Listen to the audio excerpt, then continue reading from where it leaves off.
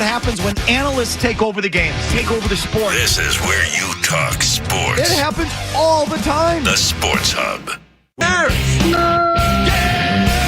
Joe, there's a 2-mile wait to get past the damn green line.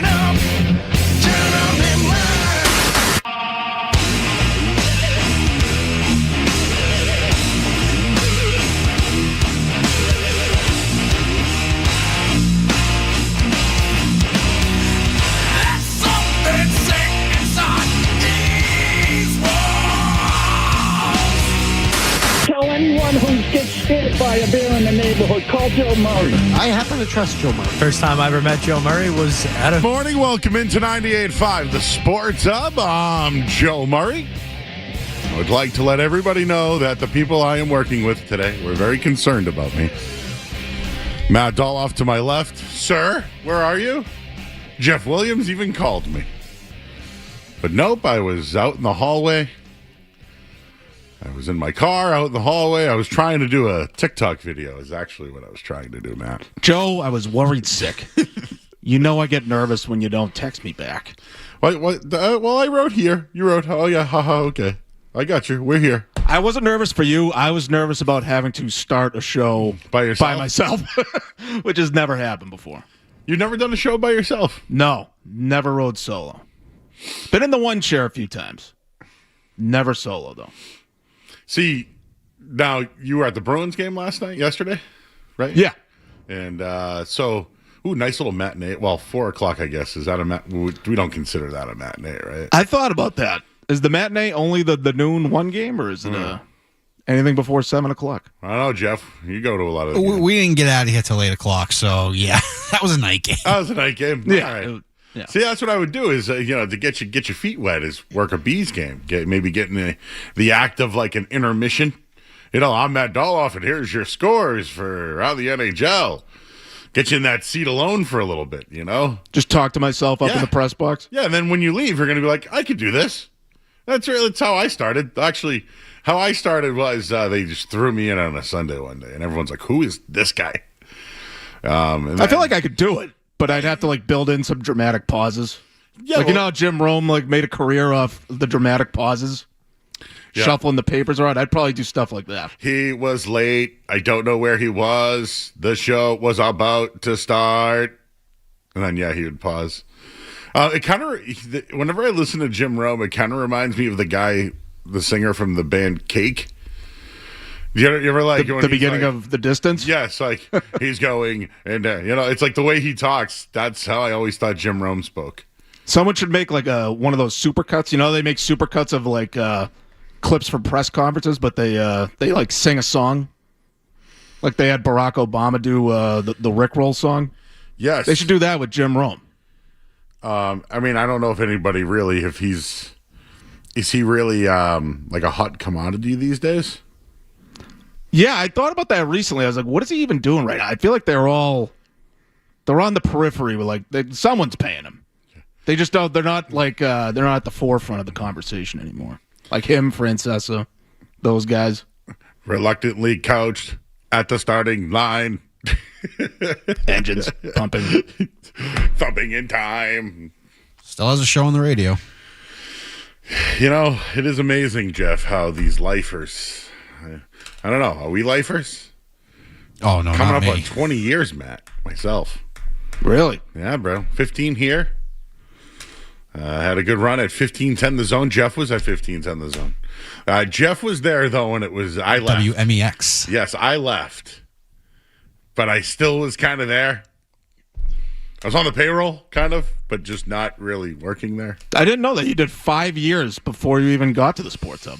You literally got your start just elsewhere. Yes. I went to broadcasting school. I got an internship. I hosted a morning show. I got hired as a producer. $10 an hour. You want it? Yes. And I was like, yes. And then I worked for Steve Sweeney. Remember him? He was the local comedian. Oh, yeah. He had a show. He had a radio show? Yep. I did that. And then I did a lot of weekend stuff like Brother Willie on Sundays. Brother Willie. Yeah.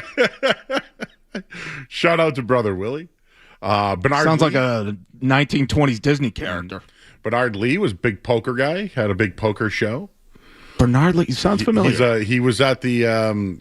He wrote a book. He was the finalist at the World Series of Poker, which I think is coming back. I heard. It never went away. Or it's like happening this week. You mean? Maybe it's back on ESPN. Maybe that's what it was. They changed it. They changed the way they broadcast it. You know, it was like all a big production back in the day. Yeah. In like the prime of poker when it was like booming. Now it sort of comes off like a regular old sports broadcast. It's a little weird to me. We used to have guys that like they're huge now, but back then they were kids. There's a guy Daniel Negreanu. He's like one of the biggest poker guys in the world right now. Yeah, I know. He was like a kid back then. He's like top 3 most. I know Negreanu. There you go. See, that's what I mean. We used to have him on like every night, and he was like a child at the time. And then one of the kids that worked for Bernard was Steve Buchanan of DraftKings. He was he was a part of that show. And then I did financial radio. Well, I did sports in the morning, but I worked for a business news station. You would have like hot takes about the NASDAQ and things like that? Not me. No, I worked for a financial advisor that would do a show about business. Oh, okay. And I would sell for him. But I did my sports show on his station in the morning. Interesting. Yeah. And then I did Good Time Favorites up in the North Shore. That's how I ended up there. Did you have like 15 jobs before you came to the sports hub? That's what it sounds like. Yes, because, well, Matt, you know, I was in sales for a very long time. So, yes, I was in the automotive business. I did tech sales. I was with the company Car Gurus for a long time, and with the TripAdvisor and all these. And then they finally hired me at 98.5 The Sports Hub, and I still have multiple jobs. Automotive, you sold cars? I was, I could sell cars. I was more of the find them, fix them up wholesale type. Oh, okay. And then I got into the technology side where I would help dealers use software to find more customers. Isn't it funny how, like, 20 years ago, like, discs, the internet, just an internet connection was, like, high-tech back then? Yes. Now it's just everywhere. Yes, and I thought Oregon Trail at the time was very high-tech when we were in school. Yeah, the computer lab was, real futuristic stuff. Dude, those computers were heavy as hell. You guys remember Sony Vega TVs? I worked at Best Buy once in my life. I think they only hired me because I lifted the truck. I did the trucks, and I would lift the TVs. Joe, what didn't you do? I think that's the real question. Landscaping? You ever do that? I've never. Well, I did it. Yes, actually, Mayor Menino, God bless him, Hyde Park's own. Did you ever drive a taxi cab? I've never driven a taxi cab, but I have been a coach service before. Like black tie limousines or something like that? I've done that. What haven't I done? Landscape. I did it as a job for the city. City of Boston gives kids jobs over the summer where I used power tools. The other kids, had the rake. I got the good stuff. Yeah, the leaf blower and the. But I got poison ivy my first day in the mayor for the summer. That's a blessing sign for those not watching on YouTube. Subconsciously, you probably saw the poison ivy. It's like, you know what? I don't think I want this job. Well, just took a little step into it. Whoops. I share this story often as well, but we were offered to jump in the Charles River and get paid for the rest of the summer. And I go, I don't think I want to jump in the Charles River. So some kids jumped in and they got paid for the rest of the summer. This was back before, this was the good old days of Boston. It's probably before the year 2000 happened. Wow. It was 1999 when we was like, hey, we'll pay you for the summer if you actually jump in the Charles. I didn't. Y2K was a weird story. Very weird. Remember, everyone thought they didn't know if the bank was going to, work? Yeah, we had, a whole, survival plan set up between, being, my best friend at the time and our families were friends.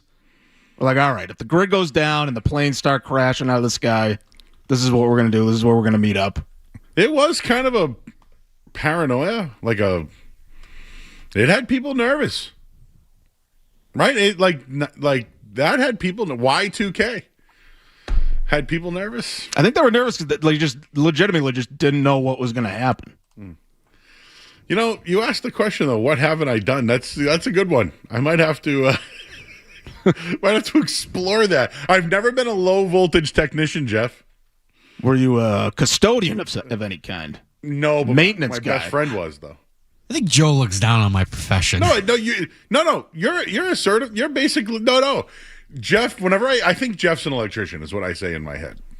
I'm like, Jeff's an electrician. People are like, hey, what does Jeff do? He's an electrician. I bet Jeff wears old pants on his job. But Jeff, what do you tell me when I say that? That I'm a low voltage technician. So he's an electrician, but only handles the low voltage. Is that an electrician thing where, like, they look down on the low voltage See, guys? No, there's definitely a little bit of a rivalry between the Sparkies and the low voltage data guys. The Spark. Is this West Side Story? The Sparkies. No, see, I don't look down. I give you, dude, you're one step away from being an electrician. It's a very big step. But, South Park had an interesting season recently where the maintenance guy became the richest guy in town because nobody knew how to do anything anymore. They only knew how to, like, use their phones or just order the maintenance guy on their phone. Just call him. So he became like a celebrity billionaire because he was the only guy that knew how to do anything with tools or anything like that. I have a neighbor of mine that whenever something goes wrong, I call him. And then he'll come by, hey, I saw that, like, your hedges are a little, you want me to come over and trip? Yes. So it's like now I want him to just, like, give it a scope every once in a while. And if he sees it, I'm just like, yes, sir. Yes. Just let me know. Have you ever painted a house, Jeff? I have painted before, but I don't know if I did it for payment, though. You did it as a favor? No, I think I did it for myself, like sweat equity. Oh, okay. But I don't know if I've ever painted for a living. I wouldn't consider I'm not a ladders guy. How many 300-pound guys do you see on a ladder? Over 300-pound guys. Yeah, no, I think that's a legitimate and on skates consideration. How many do you see on skates? You ever see like 350-pound linemen on skates? No, can't say I've ever seen that. Yeah. Well, I want to talk some hockey today. That was a long intro of getting to know the history of my life. What have you done? What haven't you done? Oh, I mean, well, there's a lot I haven't. I my first job ever was bagging groceries. Oh, yeah. Well, actually, no, I shouldn't say that. My first job ever was running the scoreboard at youth hockey games. But they paid me like game by game. Like my first regular job with a paycheck was bagging groceries. You got paid to run the scoreboard? Yeah, it was like $15 a game, which was a decent amount of money for a 14-year-old back then. It wasn't a bad gig. Except the refs were a-holes. Oh, yeah? Dealing with the refs, even as the scorekeeper. Were you the clock operator, too? Yeah. You run the scoreboard and the clock and all that. It was like youth, mites and squirts. Nothing low stakes. Yeah. Low voltage. I did that at Parkway Little League. We had a low voltage. We used a low voltage scoreboard that had a base that somehow was wired into the scoreboard. Remember how now we have like wireless mouse and like, keyboards? Mm-hmm. I don't know how we did it back then. I don't know what it was. That was the early 90s. And I remember doing it because it was the strike year, 1994. Wow. I remember like, I don't understand. I love the Montreal Expos. What's going on here? I remember like that happening, and then we were playing baseball, but the real teams weren't, and it was very upsetting at the time. Felt like that was a piece of me was missing when baseball went on strike. We might lose it next year. You really might. I think it's real, actually. Anyways, we're here. Matt Dolloff, he works for 985thesportshub.com. Well, he works for 985 The Sports Hub, but we call it digital now would be the big word, right? That is my department, I would say. Yeah, digital. Digital sports, which would be writing, video, graphics, maybe? A little bit. I'm not a graphics expert by any means, but yes, we have definitely help out with that stuff. We have an office here dedicated to our digital team. Matt oversees that office. He has a badge that says, I oversee it. No, what would you have, though, if you had an indicator? Maybe a hat or a jacket. To let people know that I'm in digital? Yes. A big jacket that says digital on the back. We do have sweatshirts at the Sports Hub that say staff on them. Maybe you could say digital. It'd be nice if I got some swag from time to time. I don't have any Sports Hub gear. The reason why I do, but I think I've grown out of the available sizes. A lot of larges back there. Yeah. You could squeeze into a large, right? No. Jeff, could you squeeze into a large these days? Nope. Okay. Well, that's why they're here. It's because nobody else can fit in them. Something I like to do, Matt, on a Sunday is open up the phone lines to people. Sure. You never know what the public has to say, right? Have you ever experienced the public before? Have I been in public before? Yes. If you ever, listen, I've worked here for a long time, but when I go out, like for like a station event or something, it's different. Oh, just like opening yourself up to whoever's going to come at you, approach you. Know what I got recently? There was a guy, I went to a card show, and a guy walks up to me and goes, "Hey, Joe, you're not as fat as everybody says you are." And I was like, "Is that a compliment?" And he goes, "Yeah." And I was like, "Is that really what you wanted to come up and say to me?" And like, in a way, I was kind of like taken back. But then it was kind of a compliment. A little bit, I guess I'm not as fat as you thought I was.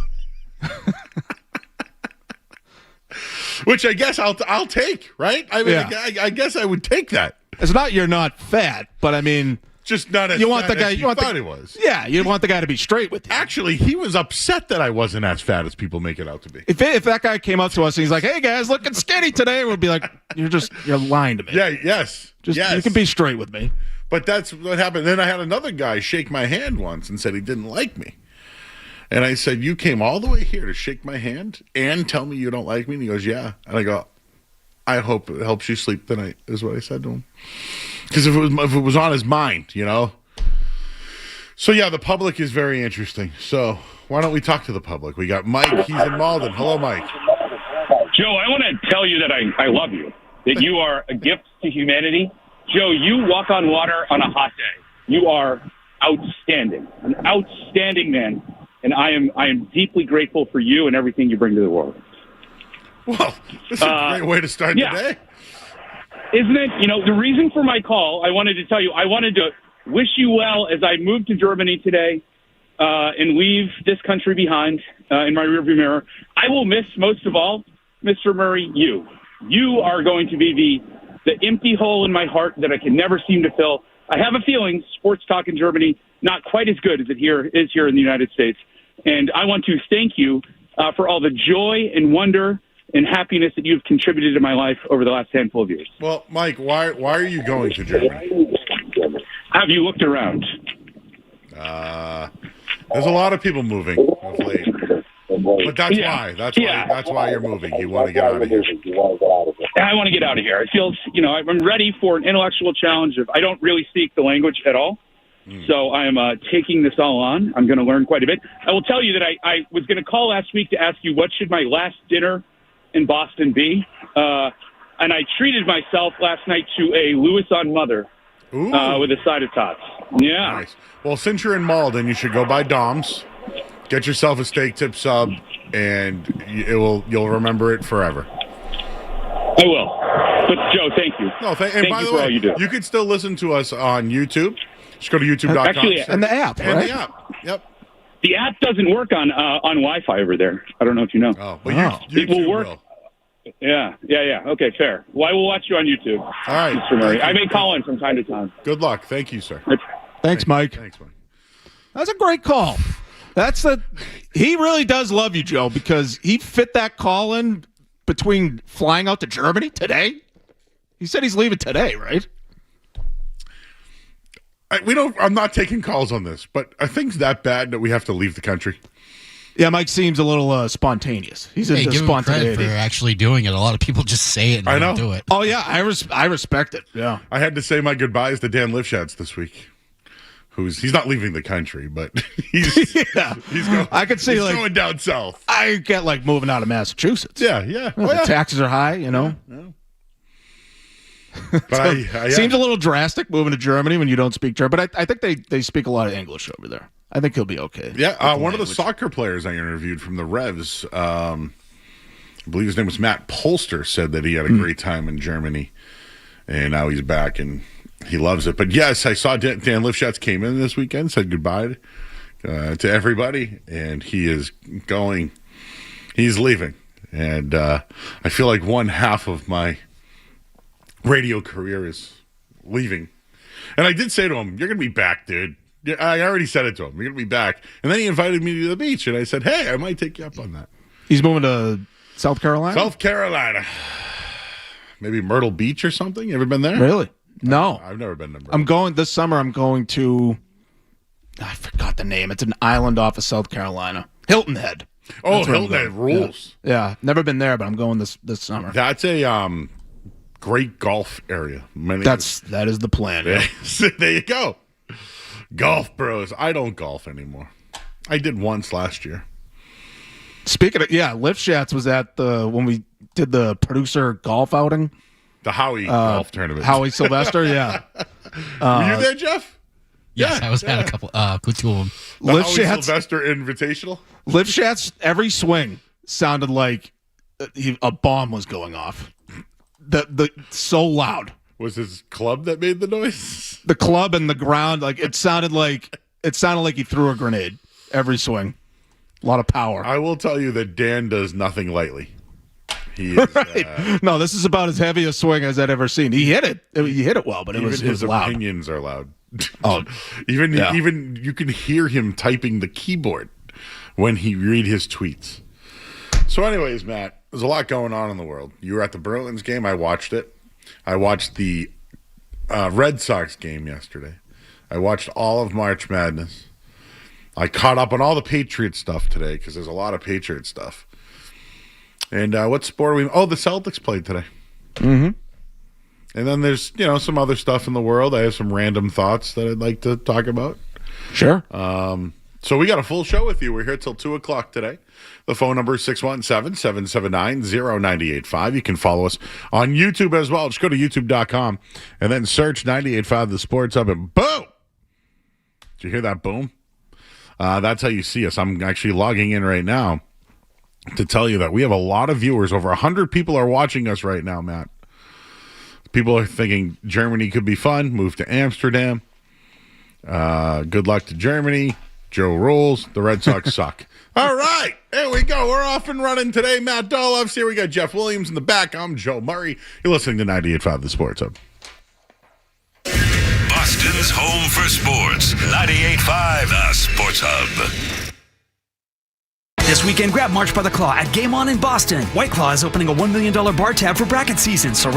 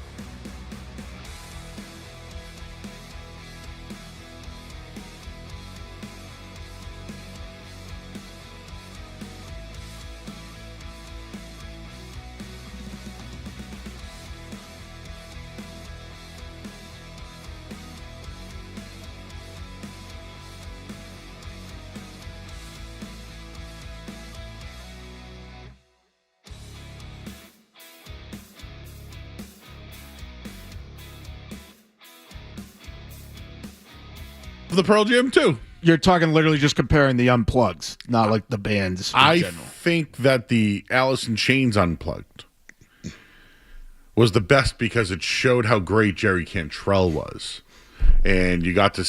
They also gave a new song at the end called "Killer Is Me," which I thought was supposed to be on Jerry's next solo album, Boggy Depot, but then he used it for the Unplugged album. So what a guy, Jerry Cantrell, who just turned, I believe, 60 this week. Wow. Yeah, one of the most underrated guitar players, rock musicians ever. I'm wondering when they're going to get in the Rock and Roll Hall of Fame. I mean, they should already be in. They should already be in. You're damn right they should be. Anyways, we'll save that for another day. I have a sports thing, but I have posted a video for those that want to check it out. I just posted it to Twitter at Joey Mer. I got a lot of food today for $5. A lot of food. And I'm not a McDonald's. I only do McDonald's breakfast on like an occasion. You know, you ever see Big Daddy? You know, he's yeah. The only sausage McMuffin. Exactly. I'm more of a sausage biscuit, no egg with a hash, get brown guy. And, you know, I don't really drink I don't drink soda anymore, so I might get an orange juice, maybe a Heisey orange every once in a while to, like, really get a little aggressive. Today I got a lemonade with a unsweetened iced tea. But I got a lot of food for $5, and I just had to share this before we really get into the business. I got a sausage, egg, and cheese McGriddle, a hash brown, and hotcakes for $5. They were advertising a $5 meal. It actually, I saw it, that I passed by it. And then there was another turn that you can take to get in the backside. I ended up going in. I go, this can't be real. McGriddle, hotcakes, and hash brown for $5? That is crazy. It was real. Now, is there any actual food in there? Would be the question. Well, I haven't popped it open yet. So the sausage, egg, and cheese McGriddle is the gold standard of like a fast food breakfast item. Oh, yeah. It's the one thing I can't resist from time to time. Yes. And it came with hotcakes and a hashie. I'm going to put it up for the people as our friends on there. Look at that. Oh, yeah. Oh, that's real. It's real. Confirmed. I can eat it right now on the air, but I'm not going to. Anyways, that just in case anybody's driving around today. You only got $5 in your pocket. Anyways, Matt, Bruins are. I asked last week, are the Bruins good? ? I don't think anyone can say anything anymore about Jeremy Swayman. I don't think you could. But Swayman, Swayman has been what? Vezina level this year? Has he been Vezina? I'll ask you, Matt Dolloff, who was at the game yesterday. Is Jeremy Swayman playing at a Vezina level? I think he is. First, can I back up on are the Bruins good? This isn't a problem with you because people do that all the time. We need to agree on a definition of these things. Like what would be your definition of good? I would say good meaning they're a playoff contender. They're a playoff contender. So they could make some noise in the playoffs. I think if they played Buffalo in the first round, they would give them a good 7 games, and anybody can win the series. I think so too. I think honestly, man, really they could beat anybody. I mean, they turn the puck over so much. Like they do a lot of bad things, but they have a lot of good things going. And, when your second line is what it is, and your goaltender is playing the way he is, and your star player is playing at an elite level, and Charlie McAvoy is this guy, are they good? Imagine if they got points in half their losses, or didn't have to go to overtime, or didn't blow it before overtime. So are they good? Yes. Yeah, so I would say yes, too, just basically because if I were to say no, that means they're bad, and I don't think they're bad. So if you maybe pick one, I'd say good instead of bad. I think they have the 8th best record in the NHL right now. I know they got a couple teams right behind them, so they could slip a few spots if they slip up them, these next few games. But I mean, they're a top 10 team, so I think they're overachieving a little bit according to what the expectations were. I thought they were going to be firmly middle of the pack and it was going to be harder to secure a playoff spot than it looks like it's going to be for them. We'll see how the last 10 games go. It's a tough schedule still coming up for them. Today's a huge one. I feel like every game is the biggest game of the year the way it's going right now. Every point matters.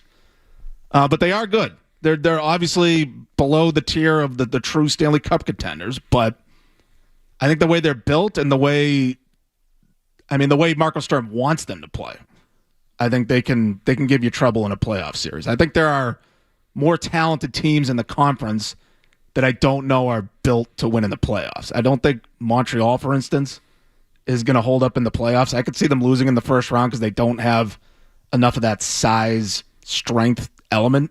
You can't get by on just speed and skill, especially when it's on your back end. Like, you got to have a balance there. So I could see them going out early. I could see Buffalo going out early just because they don't have the experience other than a couple of veterans they brought in that have playoff experience. So I could see this is the first time they've been good in a long time. So I could see them getting tripped up just because they're not quite ready to take that next step.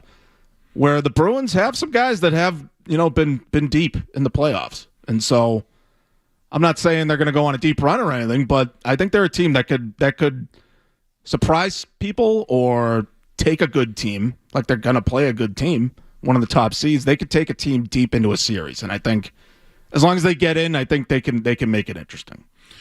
I think the Bruins are good, and there may have been a time where I thought that they weren't good enough to do things and didn't suck enough not to make the playoffs, like that kind of thing, which is purgatory, right? That's where you don't want to be in the NHL. They're ascending right now, right? They got the goaltending, which probably starts there. Like, it's kind of why I wanted to start Swayman. Mm-hmm. But when Pasternak has 20 points in 12 games and he went cold for a little bit, and what's Morgan Geekie done for a bit, right? Yeah. You're getting this boost from Pavel Zacha that, teams which wanted to trade for him, remember? Yeah, no, he's having a career year, yeah. And on the other side here, Bell Frazier wrote a nice little article today on Bruins.com about Marco Sturm and regarding his family and how this is what he wanted. And I do want to get into that because remember there was a take. I got somebody needs. I'm not going to call them out. They don't work here, but people need to maybe bend the knee on Marco Sturm. We'll get into that on the other side here. 617-779-0985. Let's take a couple of calls here. We got Justin and Lynn's holding. Justin. Hey, Joe. I think it's the big game for the Bruins today. I think this is a 4-point swing for them, and this will go a long way for them to make the playoffs, Joe. I want your thoughts, please. Yeah, Justin, thank you. I think they have pillars. Goalie, defense, wing. They have 3 pillars they can build around. For years, we always criticized the Bruins for keeping the team together and, filling guys here and there with other guys. Now when a young guy comes up, they put him in right away, right? They've moved people around. I think Marco Sturm is a big reason for all of this. The players deserve credit. But I think the most and Swayman's turnaround, I think, deserves a lot of credit because there's narratives when it comes to the Bruins, right, Matt? The ownership's never there, right? Like, the narratives that aren't true. Because I've said these things before and I was wrong, so I'm bending the knee as well. But they are not an absentee ownership. Charlie Jacobs there all the time. Jeremy Swayman has turned it around. Marco Sturm's been incredible. What they're doing in the minors is incredible. Don Sweeney and Cam Neely, their job this year? How about not trading guys at the deadline? How'd that work out? That looks pretty good right now, doesn't it? So it's just like there's so many narratives about the Bruins from the past that this is a different group, man. This isn't the been here forever guys, and they've been people have been disciplined this year and have sat. And when they come back, they respond, right? And if you weren't a part of the thing, they traded you. Johnny Beecher was a guy they gave away for nothing. I ridiculed them for that. But why? He wasn't a part of Sturm's system, right? So there's so many narratives out there regarding the Bruins. How about just they're good and they are probably going to be a playoff team? Yeah, so I said they've overachieved a little bit according to expectations because I thought they would be maybe the 15th or 16th, 17th team in the league, and right now they're top 10. And so, I think that is a testament to Marco Sturm, and he's had the two young kids that I figured would be core pieces even as early as this year, Murat Husnudinov and Fraser Minton playing on the line with Pasternak, and they belong. They're NHL players. I don't know exactly what their ceiling is, how much more productive they're going to get offensively. But those are, again, defined core player, but I think those are part of your core for the next, several years, call it. So, yeah, they needed to turn the page. They needed their new core. And so I think they did a really good job last year of really closing the book on that last era and looking toward the new era. And so, yeah, they have those franchise pillars. There's just one big piece missing, and it's that franchise centerman. They might have him. And they might have him with James Higgins. I just don't think it's going to be an immediate thing with him. I think if they bring him up, Joe, it's going to be probably on left wing. So we'll see. But I think he does have potential to be a franchise-level center just by virtue of scoring 90 to 100 points. I think he has that level of talent that if he puts it all together, he could be one of the elite scorers in the league. All right, we'll have more on James Higgins as he had a big night last night. We'll let you guys hear that coming up in a bit. But we got Vinny. He's in Fall River. Vinny! Hey, what's going on, Joe? Yo. So, hey, I know I can always call you about food and get a good opinion. Hey, are you in or out on peanut butter and jelly on a cheeseburger with bacon? I love PB&J on wings, so I feel like I would like it on a beef. I'm telling you, man, you have to try it. If you never tried it, man, you have to try it. Is there a place that does it that I should try it at, or should I do it myself? I normally just do it myself, but I know that there's got to be at least 1-2 places up in Boston that serve it with the PBJ. May I ask? May I ask you? Just throw your name around. You cook the burger first, and then you put the peanut butter and jelly on. So what you do is, kind of like you would do mayonnaise or any kind of condiment. So as a topping, you just put it on. Yeah, I'd do it. But you got to do it with the bacon and jalapeno cheese. Okay, fine.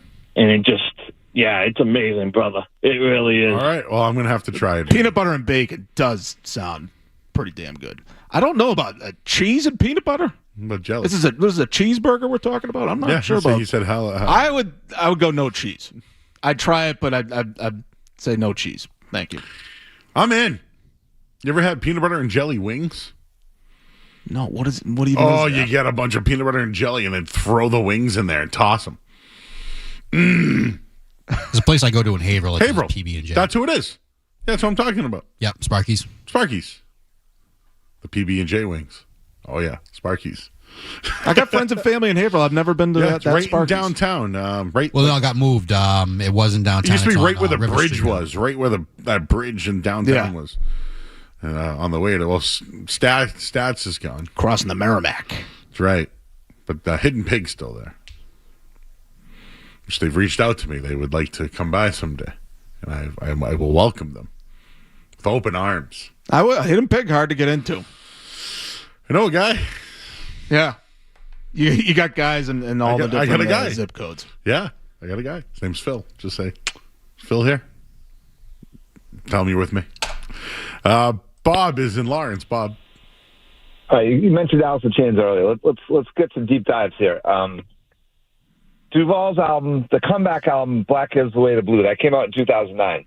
Yep. Check My Brain. That's a top 5 Alice in Chains song as far as I'm concerned. That is one of the best songs Cantrell ever did. Mm-hmm. But after that album, I kind of lost track. Did they do one more album with Duvall? Yeah, they did. So honestly, Alice in Chains is my favorite band, and I love William Duvall. I've met him, nice guy.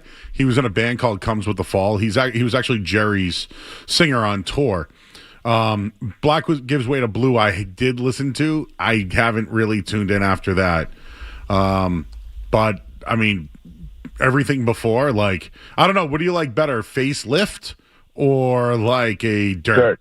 Dirt. Yeah. He thanks Eddie Van Halen at Dirt. I saw them open for Van Halen in '91 at Worcester, and I became a super fan after that. Did you know the fact that he thanked Eddie Van Halen on Dirt and they became good friends was a cool thing. Did you know that Lane broke his leg during that tour and came out in a wheelchair?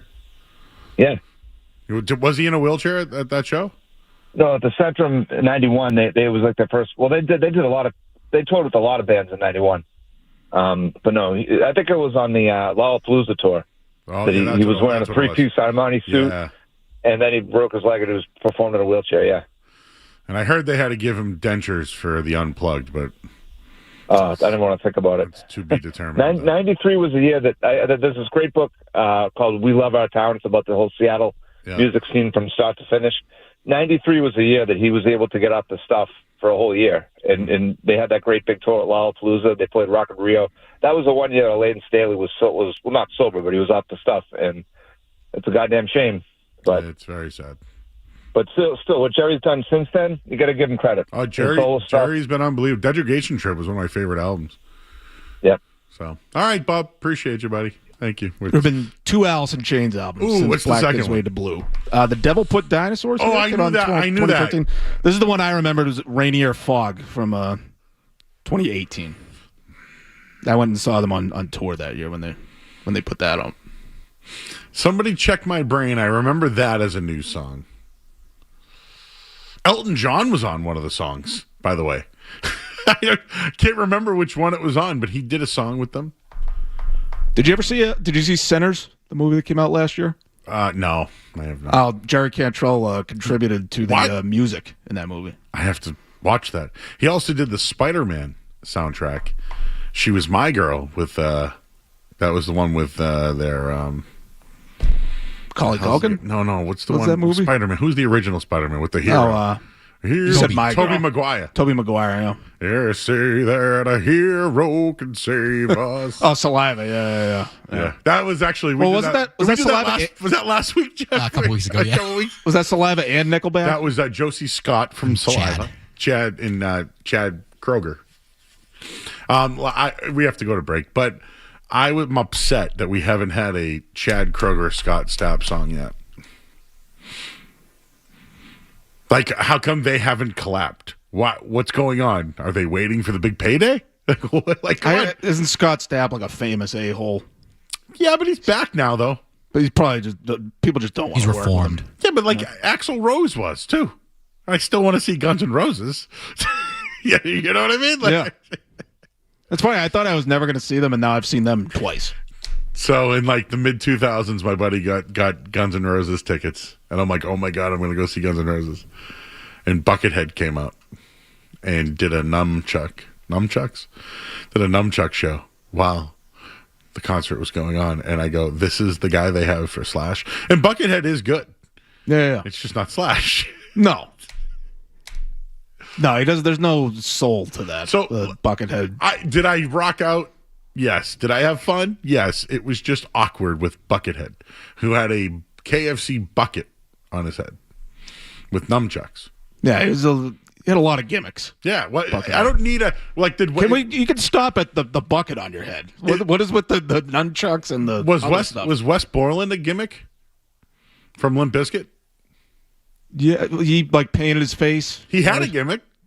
He used his real name at least. That's true. He was pretty good, Wes Borland, actually, if you think about it. Wes Borland was pretty good. Gimmick musicians. Kiss. I gotta go to break. Think about that. Think about it. Gimmick musicians. We'll do that. Matt Dolloff is here. We're talking bees. And I did want to just bring up something else about the Bruins that I thought was very good. We'll get to it. We're here all day, everybody. You're listening to the 98.5 The Sports Hub. Boston's home for sports. 98.5.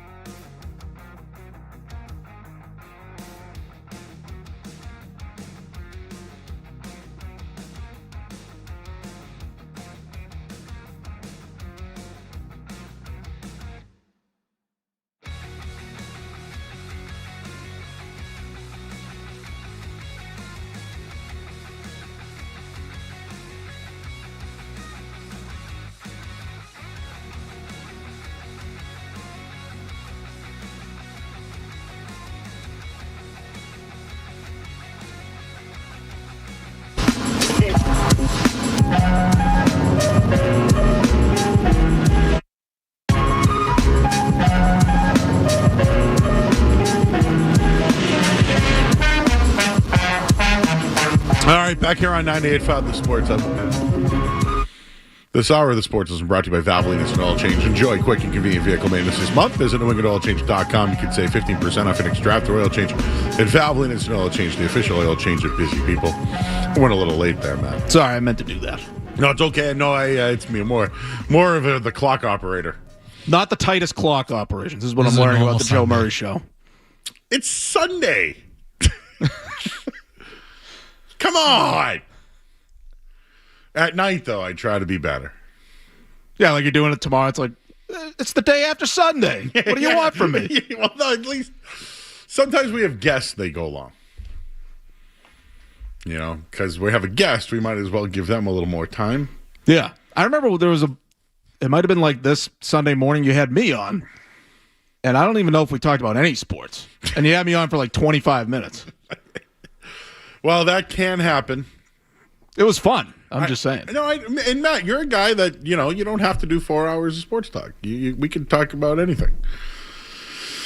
I know the people want what they want, though. They want what they want. Sometimes they don't want sports, to be honest with you. So when I did Saturdays with Lifshats and then would hang out for like that 2 when hockey season's over, so like that 9 to 11 break, I would do 7 to 11. And once Lifshats left the studio, I go, I need a break. Yeah. And I think one day I was with Ryan Beaton, and we talked about how we cut down Christmas trees. And, I've never cut down a Christmas tree before, have you? No. Yeah, it's not something, I don't know what to do. I'm like, so what, you got a chainsaw? Or you got a truck? He said he put it on top of his Camry. like, what, bro? I wouldn't trust myself to secure that. Yeah, and then what, are you going to wrap it around? If I had a truck, I wouldn't even trust myself securing it. Yeah, there's been a lot of things that happen over the weekends. Was it 2 weeks ago? Myself and Matt McCarthy brought up our 5 best New England cities to go to. Feel free you can do that later if you want. I wouldn't say I've done enough New England travel to have a real opinion on that. I like Portland, Maine. Love Portland. Yeah. Oh, stick me downtown. I like the Aloft or Marriott. I can walk to Becky's Diner. I can go to Luke's Lobster. I can walk to downtown and get myself some duck fat poutine. Yeah, there you go. I like North Conway up in New Hampshire. Oh, yeah, we'll go to Zeb's. You ever go to Zeb's shop? No. Love Zeb's. And, what's that? It's a candy store, but it's like an old fashioned. It's like an old general store that's got all those little knickknacks and like syrup. Oh, maybe I have been there. When you go upstairs, it's like an old trading post kind of thing. Okay, maybe I have been there. When you go upstairs, though, they have old records and photos and stuff up there. I've gone on a hunt. You got nothing to do when you're in New Hampshire. The Muddy Moose, though, out. Sorry, Muddy Moose. You got a good bar, though. There's a lookout over there. There's a little Tuckerman's. There's a couple of things to do in North Conway besides the golf, the river. I guess. I like to go to the Kankamangas, get into Lincoln. I've never been there. Never been to Lincoln, New Hampshire. Well, I've never been to the Kankamangas. Yeah, the Kankamangas Highway goes from Conway to Lincoln, which really it's the road that goes to Mount Washington. Well, I'm thinking of it's like a rock formation thing. Right? No. Kind of like an attraction. This is a natural attraction. There might be one because a lot of people pull over and look at things. I just and they have some long road. If you had a truck, this is one of those shows where you watch Ice Road Truckers, and it's they're going up to New Hampshire towards Mount Washington. You don't want to go on the Kankamangas in a truck. I did go up Mount Washington when I was a kid. That was terrifying. Did you get a sticker for the car? Oh, yeah. No, the old family van had this car climbed Mount Washington on it. So you feel like if you didn't get the sticker, did it even count, Well, anyways, I was supposed to have a take here on the Bruins, but I think Marco Sturm is the reason. And at the time, some people may have criticized the move. People might have thought that they just went with someone in the family, right? Someone that played here before. But I think they got the right guy. someone that was groomed at the AHL level, that was an assistant at the NHL level, former player. The one thing I love about him the most is when they bring somebody up, he doesn't put them on the fourth line and bury them. Remember he put that guy Steves on the first line? He had a couple of goals like right away. He's kind of fallen off, right, since the extension. But they just put guys up. Even Reichel played the other night goal. I know he's kind of fallen off a bit too, but at least they play him right away with good players and they perform. So I'm hoping that's what happens with James Higgins when he comes up as well. Yeah, no, I mean, there's a spot for him on that third line left wing. Like that's been a revolving door where they've had guys like Reichel and Steves, like you mentioned. But yeah, Sturm's been pushing a lot of the right buttons this year. You know, obviously it hasn't been perfect. I think like when I look at the on ice product, how they played throughout the course of the 60 minutes. I'd say he's really good at like the set plays. Like he's got it down where if it's clean, they win the face-off, they get a clean breakout. He's got that part down. It's been a little bit troublesome once they start to disrupt that. And so I think he needs to have the guys ready for the plan B kind of stuff where the play starts to break down, they're starting to put pressure on you. Like don't panic, don't make a bad decision with the puck. But I think last night was a good example of maybe they're making progress in that department. I thought they were really stout defensively last night, and they didn't have nearly as many of those egregious turnovers like they had in the Buffalo game this week where, you know, all those odd man rushes they gave up. Like, that's the way to beat Minnesota is to limit their speed. And, I mean, Minnesota barely had any odd man rushes last night. I don't know if they had any. Unless you count that Kaprizov goal. And, you know, you saw like how they could burn you when they get those, you know, quality chances, but I think they really limited that, and I think it's because of the way Sturm is coaching them to really forecheck hard on offense and check really hard and limit their space on defense. And when you get everybody working together, you know, they can slow down a team like that that's built on speed and skill. And so I look at Minnesota, very good team, very deep, balanced. So I give them a chance to actually go on a deep playoff run. I'm just not sure defensively they have what it takes. And honestly, Joe, you know what I thought this morning when I was getting ready for the show is that the Bruins did to them last night what a lot of teams have done to them in recent playoff runs back before they got bigger and stronger on defense and before they brought in Marco Sturm, where their defense was built on just getting a quick breakout, getting the puck out of the zone as quickly as possible. And a bigger forward group, a good forechecking team like the Florida Panthers can really beat you up. And I think you saw right on that first shift last night with Pasternak and Ustinov just really getting their sticks in the way, clogging up the passing lanes, getting that forecheck going, getting deep in the zone. And you had Quinn Hughes and Brock Faber down there. You know, they're not the biggest guys. They're built on speed and skill. They want to get the puck moving the other way. They don't want to have to muck it up in the corners and play defense in the defensive zone. And so I thought the Bruins did a really good job putting pressure on them. And if they could play that way, like that's a winning style in the playoffs. And I'm not saying that's going to be how they go deep. I think ultimately they're going to run into, you know, a team that their skill wins out. And I think eventually they'll probably run into a team that's strong enough defensively to slow down their forward groups. But if they play the way they did last night, you know, throughout the rest of the season into the playoffs, they could make a legit series out of it in the first round. I credit Sturm for it all. I'm not. That's not discrediting Sweeney. You know, I'm not discrediting him because he's the guy who made the moves, right? He's the guy who didn't trade Arvidsson. He's the guy who didn't do these things. So, but it's Sturm. I think they brought Sturm in because they wanted to play. The league now plays a different style defense, and they are bigger and they are stronger instead of being faster and shifty. And that's all Sturm. That's him changing the way that they needed to play organizationally. And, dude, they might get 5-20 goal scorers if Lindholm can get to 20. He has 16 now after the empty netter yesterday. Yeah. Who would have thought that? I know. Right? I think they had guys that had potential for that, but I didn't think they would actually do it. Yeah, look, I think that's where you got to give credit to coaching is when they, in my opinion, they've exceeded expectations a little bit, where, again, like they have a top 10 record right now, and I thought they'd be, you know, a middling team. They might be middling on paper, but they're greater than the sum of their parts. And I think that Zaka line is the best example. Hold that. I want to talk about that line. Okay. Again, That line has been the difference. We'll pause here because we have to go to break. Someone thinks you were talking about the man on the mountain. Remember the man on the mountain in New Hampshire? Oh, yeah. No, I was talking about, I might be misremembering, to quote Roger Clemens. Hey, but I thought there was I thought there was a thing called the Kangamangas that was like you go into the woods and there's rocks, cliff jumping like that sort of thing. You can do all that in the Kangamangas. That's what I was thinking. Yeah, you can do all that. Yeah. I just don't know where. But there's a lot of stops that you can do that in. Someone goes, they should have their own Rock Lesnar. That's kind of funny. I like that. We give a wrestling thought as well later today. We have a lot going on. We have to pause. I see you guys on hold. We're going to get to you.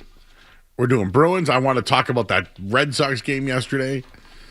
There's some Patriots news today that we got to get into as well. And whatever you want at 617-779-0985. Matt Dolloff's here. Jeff Williams is back there. And I am here too. You're listening to 98.5 The Sports Hub. Boston's home for sports. 98.5 The Sports Hub.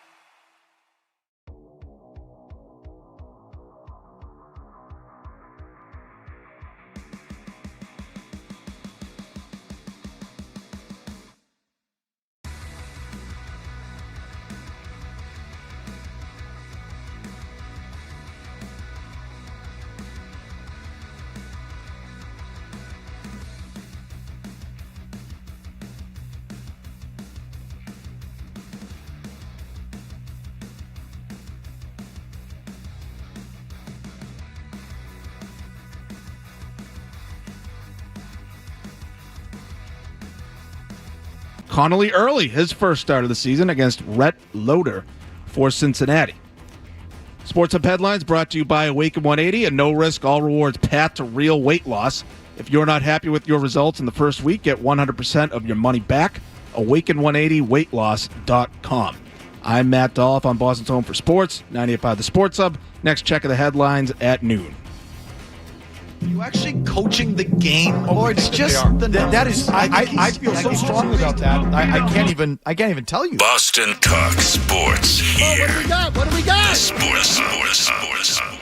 When it comes to Boston sports, we're fans just like you. 98.5 The Sports Hub. Disarm. Yes, Disarm. That's an easy one. I believe Billy Corgan for the Mopop Museum, Alice in Chains cover did Somebody Check My Brain. And I think Metallica did Wood, if I'm not mistaken. They had a bunch of different singers. Mopop's the Seattle Museum. Oh, yeah. And they did a Mopop Awards, and Duff McKagan did a song. I can't remember what it was. Hart did a song. It was really good. No official MTV Unplugged special, but they did do a VH1 Storytellers, which is basically the next best thing. Could you play like a door? I'm just thinking of like some of the songs. 1979? Yeah, that would be. They definitely play that, yeah. Man, I love the Smasher. I'll save that story for off the air. All right, we're back here. It's hour 2, everybody. We're a little late, of course, because I go late, and that's my fault. So let's hear from JP in North Providence. Hi, JP. J-Mer, what is up? JP Joe, Rome, hello. Joe, I'm no decablination of Carbone, but I like to think I'm one of the local versions of it. Great show. Who can ever remember Chrissy Everett? That's maybe one of my favorite on TV brawl. That should have been a fight with Jake Paul. That would have been a good brawl.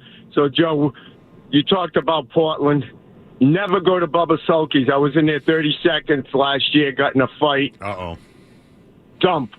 But we're not going to talk about any of that. So, top 5 cities. I pulled an all-nighter, Joe, after the casino at Encore. Oh. So, we'll get to that. Why not? It's a Joe show. Joe, top 5 cities. I'm going to go Newport, Rhode Island, Providence, Rhode Island, Boston, Portsmouth, and bleep Portland because that's where the ex goes all the time to see her friends. So I'm out on Portland even though I've been there. Too many bad and good memories. So the ex is now the ex because last time it wasn't official. Nah, it's, I'm going to the library today with the new one. Let's see how that goes. We're trying, but let's talk sports, Joe. Nobody wants to hear me. We're going to talk sports. Bruins and Celtics. Can I take a bet that they both make at least Eastern Conference Finals for both teams? Because I'm on it. I think it's going to be a great little bet to drop. Speaking of betting, my boy took me to Encore last night. So if anybody's going there, skip paying the $50 to get into Memoir upstairs. Go to Mystique downstairs, no cover, better Mystique. 5, great food. Yeah, I love Mystique. Great atmosphere. And, Joe, I hit big on the way out. I left with money, $27. Hey, you didn't lose any. 4 threes on the machine, left with $27. Been up all night on the way to the date. So it's a good weekend, Joe. We're not talking anything else. I love it. That's awesome. And you get the free parking at Encore. Free parking? We Ubered so we could drink. Come on, Joe. Wow. And I got something that's getting me bugged in Boston. Maybe next time you do one of yours, you could do it. Nobody has Southern Comfort. I'm trying to start drinking like I used to. Nobody carries Southern Comfort. I can't do a SoCal and Lime. They look at me like, what is it? It's like Jack Daniel's first cousin. Nobody's carrying it. If you're listening, people, get some SoCal out there for me. You're right. There's not a lot of places that carry that. All right. Well, I'm glad you had fun, dude. Goodbye. They used to be one of my go-to drinks in my younger drinking days. I used to do SoCo and ginger. My screen name when we had AIM was SoCo Joe. Interesting. You had an AIM username about alcohol? Yeah. When you were like 15? Yep. Mine was Bad Religion 27. Ooh, I love that band. Because I was a badass. We should have a party some night where we just wear our screen names. That would be fun, wouldn't it? I just did the parlay division winners, Celtics. $10 gets you $702. Wow. So 100 would get you $7,000. That's conference finals? That would be to get to the conference. Yeah. Yes. Yeah, so if the Bruins, the thing about the Bruins, I think you want to avoid Tampa Bay. I think that's the team you want to avoid in the playoffs. And so if they can get into the other division, I give them a puncher's chance to get through Carolina, Islanders, Penguins. And then they'd have to probably face Tampa in the conference final. I don't see Buffalo going on a deep playoff run yet, as well as they've played. We got Kevin in Portland. Kevin. Hey, how you guys doing? How you doing? Hey, Joe. How's it going? Good. Say hi to Matt. Hey, Matt. How's it going? Hey. Yeah, I just wanted to chat. I heard you guys talking about peanut butter jelly burgers and Portland. I got a great spot up in Portland that sells peanut butter and jelly burgers and North Shore roast beef. Ooh. It's mini. So that's a perfect place for you, Joe. I'm the owner. It's called Mini Bar. It's called Mini Bar. We're indoor mini golf course, bar, and restaurant. Not trying to put on a shameless plug, but our burger. I'm interested. It's a Wagyu 8-ounce burger. We cook it nice to temperature, put on some grape jelly, put on some peanut butter. We serve it with a side of crinkle cut fries that are just perfect. Yeah, you got to come up, Joe. You come on up. We got comfy for the golf and everything. Listen, don't get me that. Is that in Old Port or where is that? It's a little bit. It's near Old Port. It's right off the highway. It's called Marginal Way, so it's like a 5-minute walk from the Old Port area. So it's right near like a lot of the breweries, like Austin Street and Rising Tide Brewery. So okay, are you near Salty's? Not quite close to Salty's. Near like Opry and everything, if you know that area. So it's called East Bayside. And you can mini golf there, huh? Yeah, indoor mini golf. It's all sports themed. We got 32 TVs, so we got all the games and everything. So you can drink while you play. We got servers out in the course. We'll even have the Southern Comfort for you guys if you guys head up. There we go. I have to set up a remote broadcast. All right. So Kevin at the mini bar. Yeah. In Portland. Head on up next time you're in Portland, Joe. You got it. I appreciate the invite, buddy. Thank you. All right. Thanks, guys. Take care. Love Portland. Maybe the will the Maine Celtics be doing anything for us to take a trip up there? Imagine that. Hey, I got a story. Max Shulga. Yeah. Putting asses in the seats up there. No, we got a story on Amari Williams that we have to go to Portland for. I have to watch him play basketball in person in Portland, Maine. And we'll go to the mini bar golf court. Like that's kind of funny, right? Is it a mini golf course inside? Yeah, you pick up your drink and then you go do a round. I mean, I kind of respect the creativity these days, where like you kind of have to like come up with a unique experience, where you can't just have a generic bar, you can't just have a generic mini golf place. You got to do the peanut butter and jelly burger with mini golf and drinking while you play mini golf. This looks good. Well, if anybody's out in Portland. Sorry, what's it called again? It's called Mini Bar. Oh, it's literally called Mini Bar. Okay. In Portland. Well, shout out to you, sir. What was the other thing he said that they had? Peanut butter and jelly burgers. There was something else in there, though. Oh, North Shore roast beef. Yeah. How could I forget? All right, we got to stay on clock because that's my fault. I think the ship has sailed on that one. Yeah. The second line for the Bees, though. Come on, man. Like, come on, dude. Who would have thought? By the way, I full transparency, I thought Victor Arvidsson, who's been a nice player, 20 goal scorer, 21 now. I thought he was a goner at the deadline. I thought he was here. You trade him, you move on. He is 31. Maybe. I think he'd be back next year. Well, the contract or the situation was such that, if they sucked again, he was easily tradable. If they're in it, well, you don't have to give him up. Unless the team's going to go crazy and give you a first-round pick or whatever. But, yeah, I think the thing with Arvidsson is that they've gotten real lucky with his health. He's been fortunate to play most of the games this year.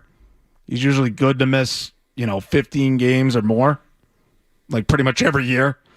So they're getting, one of his healthiest seasons in a while. And, it's the results are there. He's over 20 goals for the first time in a few years. Like he's a legit, scoring winger. And I think he translates well to the playoffs with how aggressive he is, and he can forecheck and all that, and the energy he brings. And you saw him; he set up Zacha for the goal last night.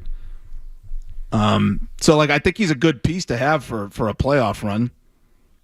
He just needs to stay on the ice. I think he's been fortunate in that regard. So if they want to re-sign him, I'd probably just go year to year with him at this point. I wouldn't give him give him a 1 deal. year, $4 million or something to come back. Yeah, I don't know that anyone's going to give him more than 1 year at this stage. But I never thought Hustadinov, Lindholm, and Pasternak would hold it down. They are. But the Zacha, Middlestat, Arvidsson is really one of the reasons why this team is successful. And, Geeky, Minton, do you go Higgins there? Do you move Higgins up and put Husty down? Yeah, it was Geeky and Lindholm for a while. I'm having trouble keeping track. I thought it was Hustadinov and Minton up with Pasternak. They might have switched to Minton and Lindholm recently. And one time, remember Pasternak was on the second line at one point, and it was why is he on the second? He just continued to score. Yeah, it didn't matter where you put him. But I think when Higgins does come back, I probably would put him with Minton, unless you put him on. Can you put him on with Lindholm and Pasternak? Is he protected? See, that's why I want to put him with Jeannot because at least you got a guy over there that's. But to Sturm's credit, when he plays a guy, he puts him in a big moment. You're not changing that second line, but I'm almost curious if Hustadinov, Higgins can kind of do the old flipperoonie. Mm-hmm. I'm excited for Higgins. They've been shuffling those spots around it. But again, I look at that third line left wing because that's where Lucas Reichel has been lately, and I don't think, Lucas Reichel is not someone that you absolutely have to keep him in the lineup. Mm-hmm. So that's the spot I'm looking at. Instead of Steves or Reichel, whatever. Mm-hmm. But my thing, Joe, is that I don't know if they're going to bring him up. I don't know if I was okay with start him in the minors, get your feet wet, get used to the pro, the whole thing with being a pro, like that. I get, but I'm okay with throwing him in there as well. The one thing I didn't want was him to just not play in the NHL this year. That's what I feel like is happening right now. I don't think they want to put him in the NHL this year. I think they want to be patient with him. I would be patient, but you never know. Maybe the end of the year, you throw him in a game. I just don't think they're going to ruin him by putting him in the NHL lineup right now. Yeah, I don't think it would ruin him either. You're going to ruin the kid's career because he comes up and he doesn't know how to dump the puck in the way you want. He can learn that stuff. Let him see if he gives you an offensive spark. Now, I know they haven't needed offense as much as we thought, but this is their top prospect. He's going to be in the NHL. They're saying he is our part of our future and all that. I just think Sweeney tends to lean, giving the guy the seasoning in Providence. And I think as long as he's not up in the NHL, there's going to be paranoia, certainly on my end, that when is this kid going to come up? Is he going to be okay when he comes up, or is he going to be overbaked? And as Sweeney said before. Well, as long as it's not Blumel, Tufte, Lysell, Farinacci, right, Merkelov. And you go back to Charlie McAvoy when they first brought him up. His first NHL experience was getting thrown right into that playoff series against Ottawa. That was out of necessity. It was attrition on the defense. And so, yeah, if Reichel gets hurt, Steves gets hurt, and you really need a forward, are they going to skip over? Are they going to bring up Poitras? Or like you said, a Riley Tufte or Georgi Merkelov? Like, how's that going to go over? I'm over those guys. This is what I'll say, Joe. It's like, do whatever you're going to do with Hagen. Don't miss the playoffs now. Mm-hmm. Now you have to Now you have to make the playoffs. If they miss the playoffs now, if they never bring up Higgins, then they miss the playoffs because they can't figure out the power play, and teams are just outscoring them down the stretch, and they fall out at the last minute. Like, that's going to be a tough look for them. And when I don't think you're going to ruin the kid by bringing him right up and putting him right in the NHL when he's, I think, ready to play in the NHL. Not a finished product, but I'd probably prefer an undercooked prospect to an overcooked prospect, where the Bruins tend to lean overcooked. Mm-hmm. And it just feels like they're going in that kind of direction where they're going to take their time with Higgins. Hopefully they're not overcooked in the air fryer today. When they take on Columbus, who's battling them, they'll face them twice in their final few games here. Bees are on the board. I did just want to get. I got to talk about this ABS stuff from yesterday. I was. It was a tough day for Mr. CB Buckner. Last name Buckner. Tough day for that guy. We'll get into all that coming up. Again, you guys can call in 617-779-0985. Matt Dolloff's here. I'm Joe Murray. You're listening to 98.5 The Sports Hub. Boston's home for sports. 98.5 The Sports Hub.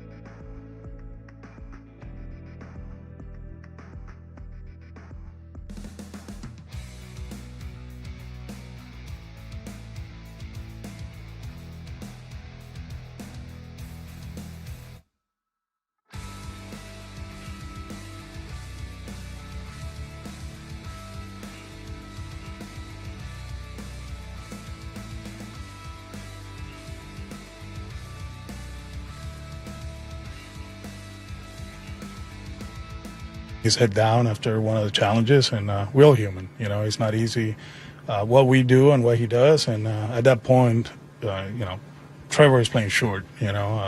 Like I always said, the last time I made an error was in 2011. I got a hit. It was 2011. I got a job to in the dugout, and at that moment, it was to protect Trevor. Did he give you an explanation for why he didn't appeal? No. I mean, he saw it as a swing, and he called it.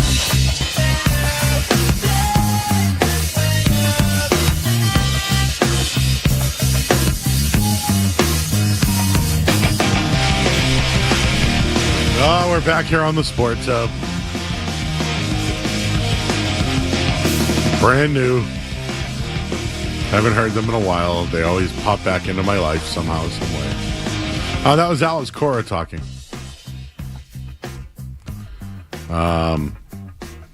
People on my Twitter are telling me that I posted my meal, and I said all this food was $5, and then someone said, so you spent $20. No, your math is wrong. The food consisted of the biscuit, sausage, egg with hot cakes and hash brown, and it was all $5. Yes, it was $5.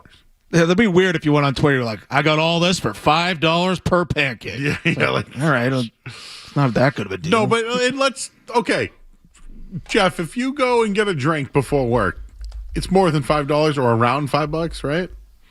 Yeah, like a coffee or something. Hey, yeah. I'm not saying any of this is healthy by any means. It's probably 3,000 calories here, which I will happily ingest today. It's a Sunday. It's probably a conservative estimate, honestly. Well, listen, I work multiple jobs during the week. I get one day off a week. I am damn entitled to my 3,000 calories today. It's your God-given right as an American. You know what? You're damn right. Damn right. Someone says, let me get this straight, Joey Murray. You and your partner right now think that the Bruins somehow don't make the playoffs now from this point moving forward? It's because Higgins wasn't with the big club? I don't think we said that at all. I think you said that he's almost better not to come up. I don't think we said that at all. I don't think we made that exact connection. Okay. But I did say, if they struggle to score down the stretch and miss the playoffs, we're going to look at it and say maybe you should have brought Higgins. Yeah, we're going to blame them. Well, this is what Tyler saying. Well, you made that point already, but remember Claude wouldn't blame Tyler Sagan? Oh, I know we're going to do baseball here. Ness and Joe. Let's eyes on the prize. Real quick, Ness and Joe over here. One of the guys at Nesson had a beef with me because I said Claude didn't play a lot of young talent. And so, Jeff, you feel free to speak on this. And then he comes up to me, what? Marchand, Lucic, great thing. They all weren't young. And I said, yeah, give me another guy besides the guys that were already on the team who won the all those guys were with the team when they blew the 3-0 lead. Every one of them. And when they won the cup that year, they had to go out and get Recchi and more veterans. And then they brought up Sagan, right? Is that what happened? Or was that the next year? I can't remember anymore. No, Sagan was 2 years later. 2 years later. Whatever. Anyways, my point was every single person they drafted those years sucked. No one did anything. And Claude wasn't good with young players. Remember Dougie Hamilton? I don't think Hamilton's good with anybody, but yes. Yeah, no. Anyways, my point is they were all veterans. Here I am getting mad about a take I did somewhere else. You would play young kids that could kill penalties and then do the little things. No, they always put the guys on the fourth line with Chris Kelly. Right? They always did. They brought somebody up. It was always work them in because of all the veterans they have. Yeah, it worked for 1 year. Anyways. So yesterday, the ABS system, not your car. You ever have a problem with your ABS brakes? Like in the snow, they get real crunchy. Got to hit the pad a couple of times. Yeah, no, I've had the crunch. Yeah, I know what you're talking about. That's the ABS system, not knowing what to do, and so it just does nothing.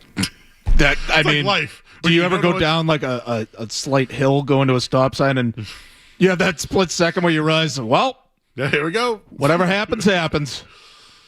Yeah, that is. Yeah, you're right. Going down a hill. There's one in Chestnut Hill that I go down, and every once in a while I'm like, this is going to be it. I'm going to flip. And then somehow the car just locks. I don't know how it does that. You got to go low gear. That's the key. right. I think that's what not enough people seem to realize. Yesterday was an embarrassment for CB Buckner, and I want to make a disclaimer that the Red Sox did not lose because of the umpire. They actually came back to tie the game with 2 outs in the 9th from a Wilyer Abreu home run. Although they didn't get the greatest outing from Sonny Gray, which we'll get to in a second here, but CB Buckner, dude, he had himself a bad night. He missed 14 calls. He had that's like the number you would say to comically exaggerate something. He had 600 blown calls in one game. 6 pitches overturned just through 7 innings. They had to play an 8th and a 9th. And extra innings.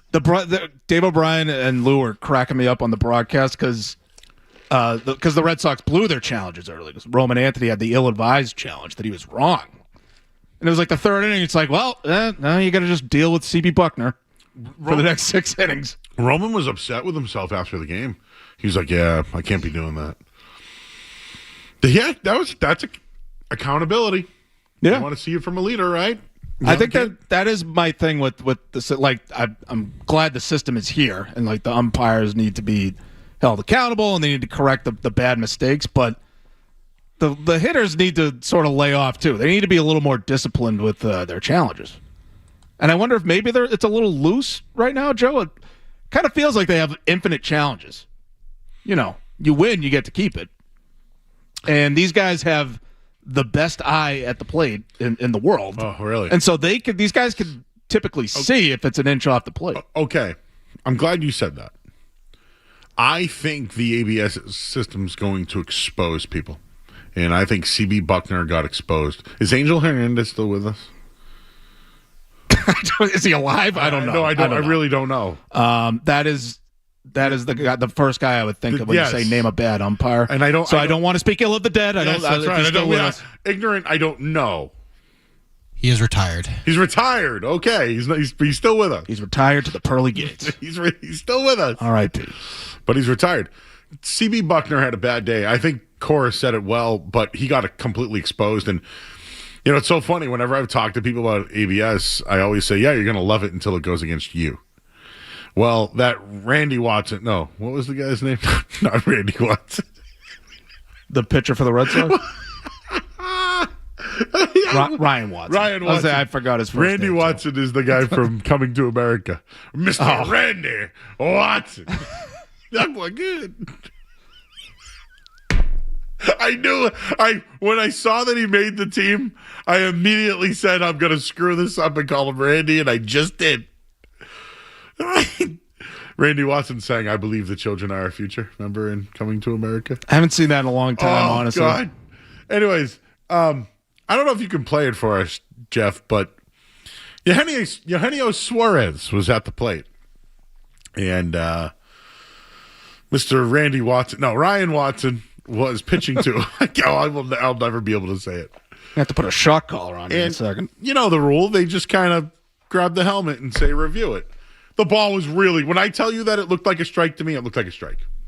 But it's got to be the square letters to the knees, no more. Let's hear this little sequence here, Jeff. Got him looking, challenge, immediate tap of the helmet. The Reds runners all hold. Batter's challenging the pitch. ABS powered by T-Mobile. That's out of the zone. The AB continues. So not a strike. ABS could be a lot of fun, Lark. It's amazing how minuscule the misses are, but these guys just know it. Great commentary, Lark. Great feel for that strike zone. It was called strike 3, end of inning. Now the 2-2. Called strike 3, tap the helmet again. He says it's off the plate away. Batter's challenging the pitch. Here we go.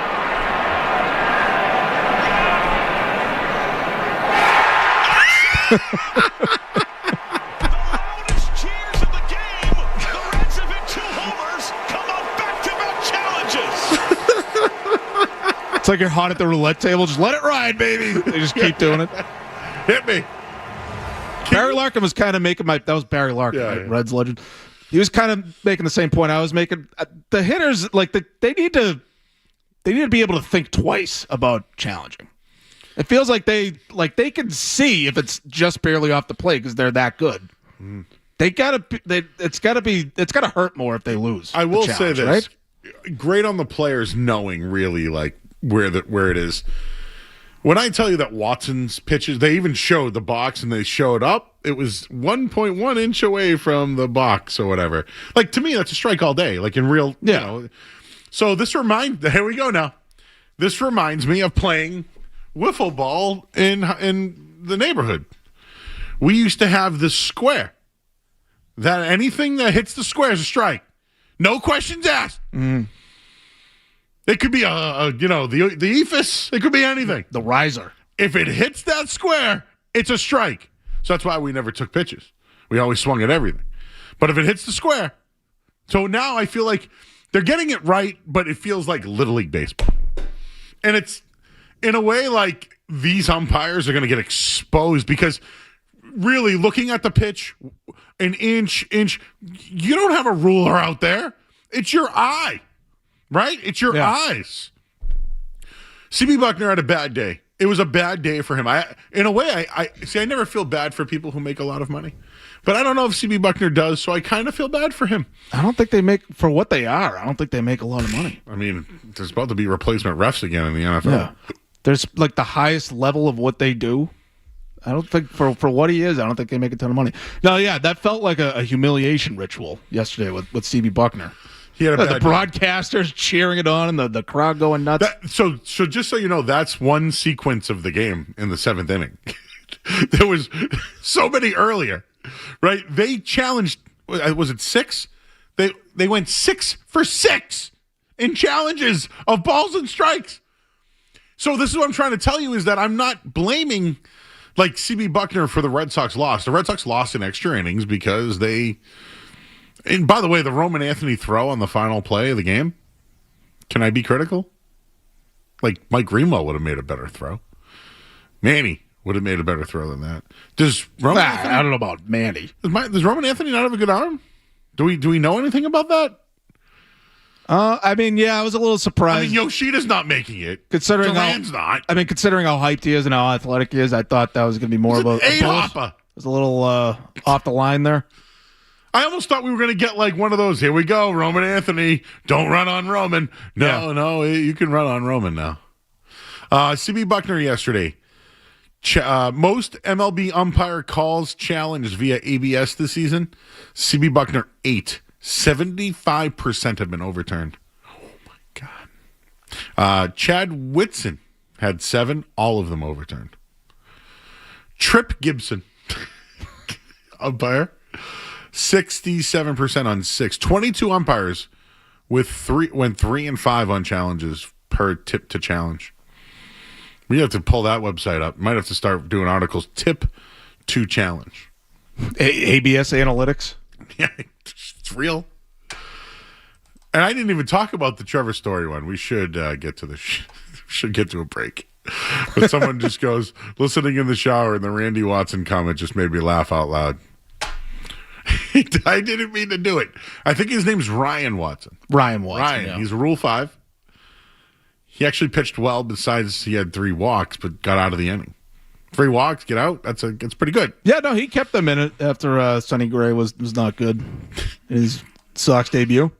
Randy Watson. That boy can sing. I believe the children. We'll go to break on this note. We'll tell you what happened with why Alice Cora got thrown out yesterday. We'll do that next on the Sports Hub. Possess inside. Give them a sense of pride. Make it easier. Some of the good stuff, right? Coming up. Want a Coke? Join the show? Enjoy, young man. I decided long ago never to walk in anyone's shadow. If I fail, if I succeed, you can't take away my dignity. because the greatest love of all is inside of me. Yeah. Sexy chocolate. Boston's home for sports. 98.5 The Sports Hub.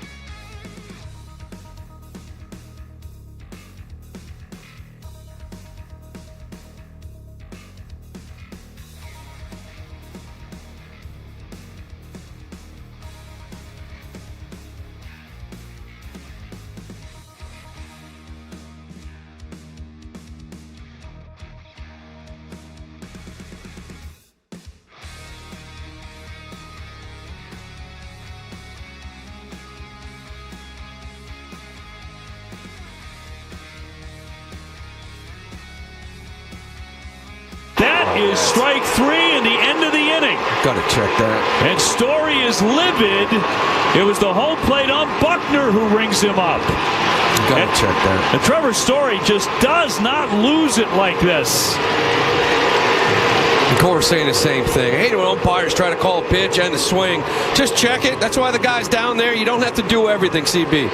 Don't.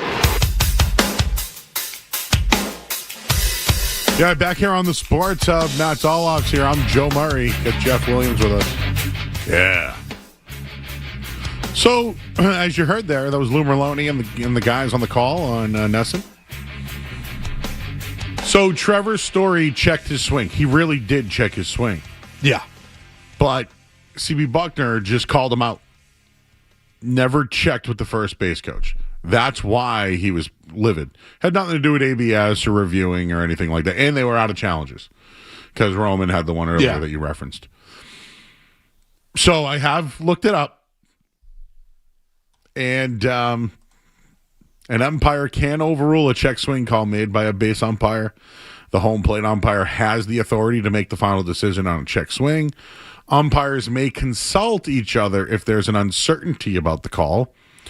The definition of a check swing does vary. It often subjective and based off the umpire's judgment.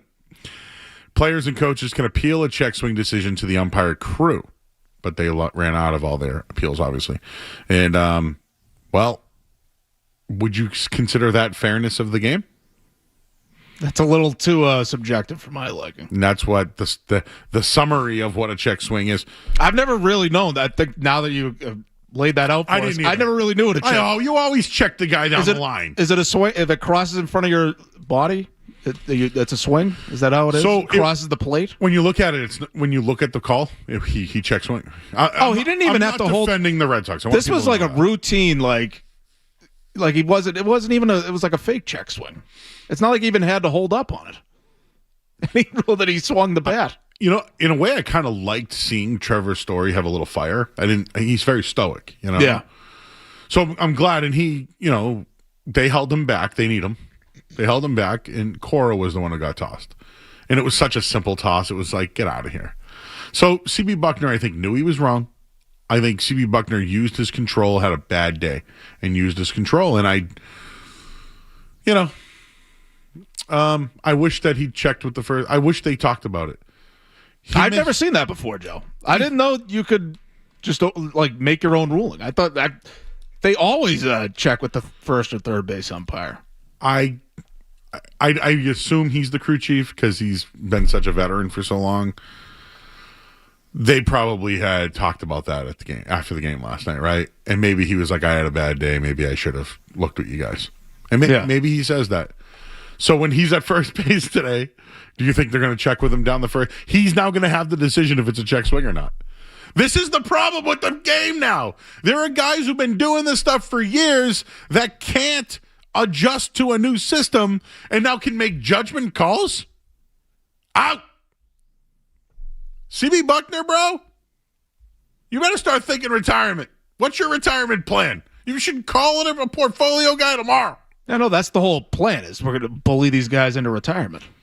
They're going to have to. Just go entirely ABS, don't even have the umpire. In a way, someone said to me it's not good for the game. I think it is. Well, why?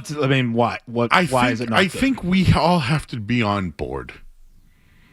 It's new. We want games faster. We want the calls right. You can't even review a check swing?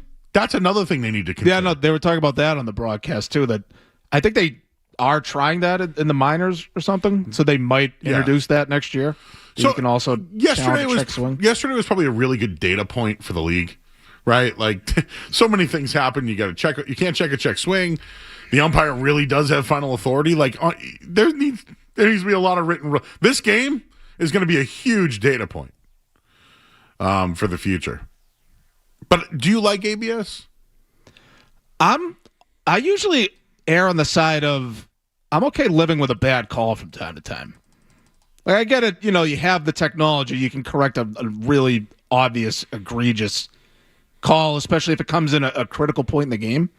I get that part of it, but I'm just okay with these guys are human, and I don't want to turn everything into robots and tech and AI and all that stuff. I think technology kind of bogs us down sometimes, and I know that the ABS checks are relatively quick, but once it starts to get to, was it 14 yesterday? You said 14 instances, 6 overturns.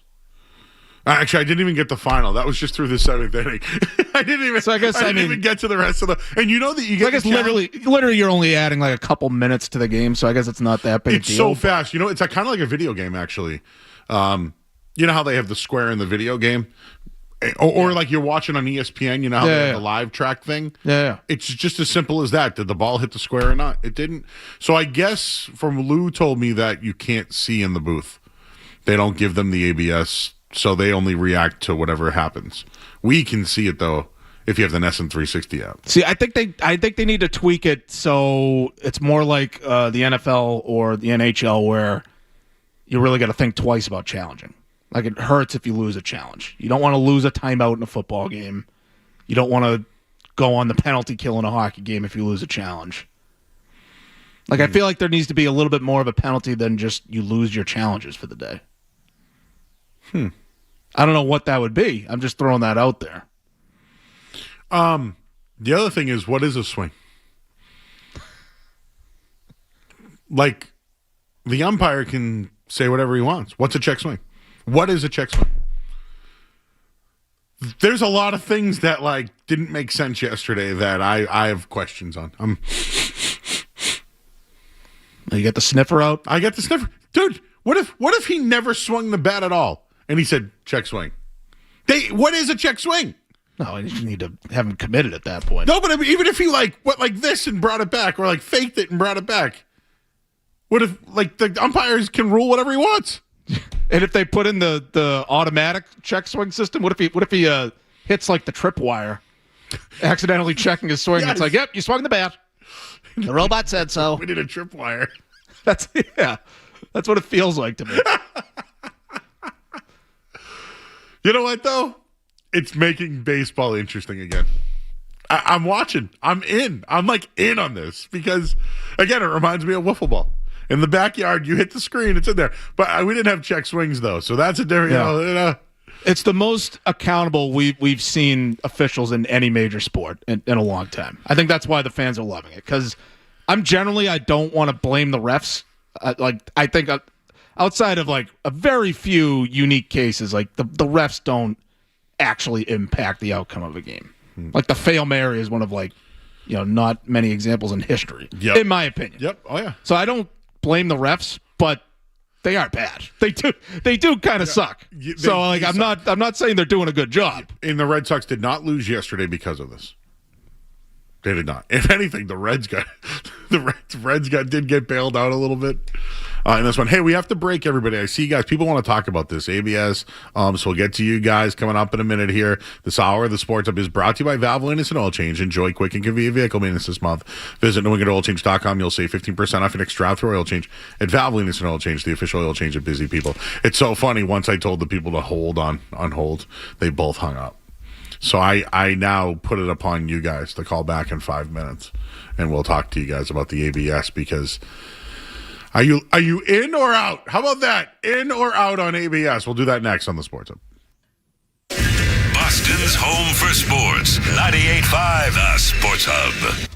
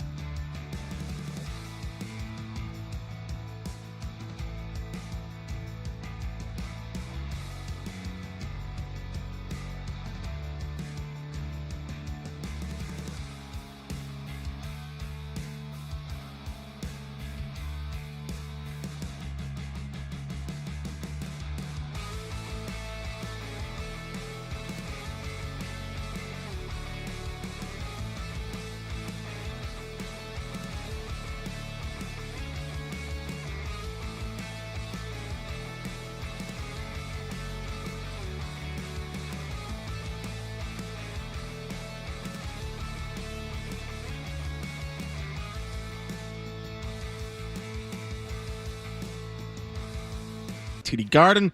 Pavel Zacha, 2 goals in the win. Jeremy Swayman, 32 saves. Bees and Blue Jackets at 5 o'clock today. You can get the call of that game on 98.5 The Sports Hub with a pregame at 4:30. Celtics also in action today, also on the road against the Charlotte Hornets. Jaylen Brown questionable with Achilles tendonitis after he missed the Friday game against the Hawks. You can get that game on our sister station, 105.7 WROR, with pregame starting at 5:30. We'll join in progress after the end of the Bruins. The Elite Eight concludes today. Michigan faces Tennessee at 2:15. Duke and UConn tipping off at 5:05. And the Red Sox and Reds have the rubber match of their 3-game series today at 1:40. Connolly Early, his first start of the season after making the team out of camp against Rhett Loader for Cincinnati.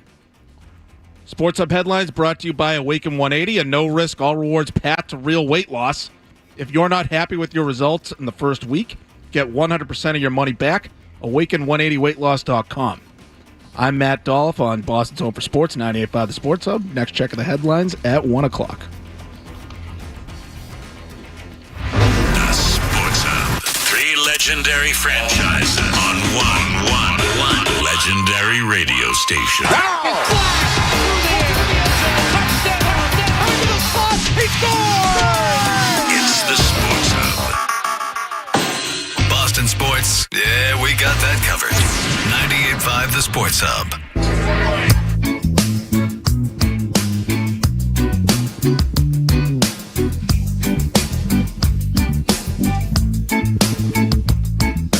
That's the noontime hour here on 98.5 The Sports Hub. Good afternoon, everybody. I'm Joe Murray. Matt Dolloff is here, and Jeff Williams is here. And I was singing, this song's been in my head all day. I was singing it down the hallway, and then here comes Jeff playing the song. I made a last-second choice here. What'd you say? 2 pints of booze. One of the great what-if bands in history. Yeah. Now, some people will say they were great because he died, and that's what kind of put him on the map. You feel that way? They didn't have a chance. Absolutely, 100%. They didn't have a chance to suck, is what you say about those You're bands. a big blue whale. And some people think they suck anyway. The reason why I like them is because they were I'll call them funk. I'll call it funk. But what was going on where they were, like, this guy was a part of the riots that were going out there at the time. Rap was really big. Yeah, don't they have a whole song about the riots? Yeah, The name is the date of the riot. April 26, 1992. Yeah. Where were you? It was a riot in the streets. Tell me, where were you? Yeah, there you go. Thank you. I hate Sublime too, but I know all the lyrics.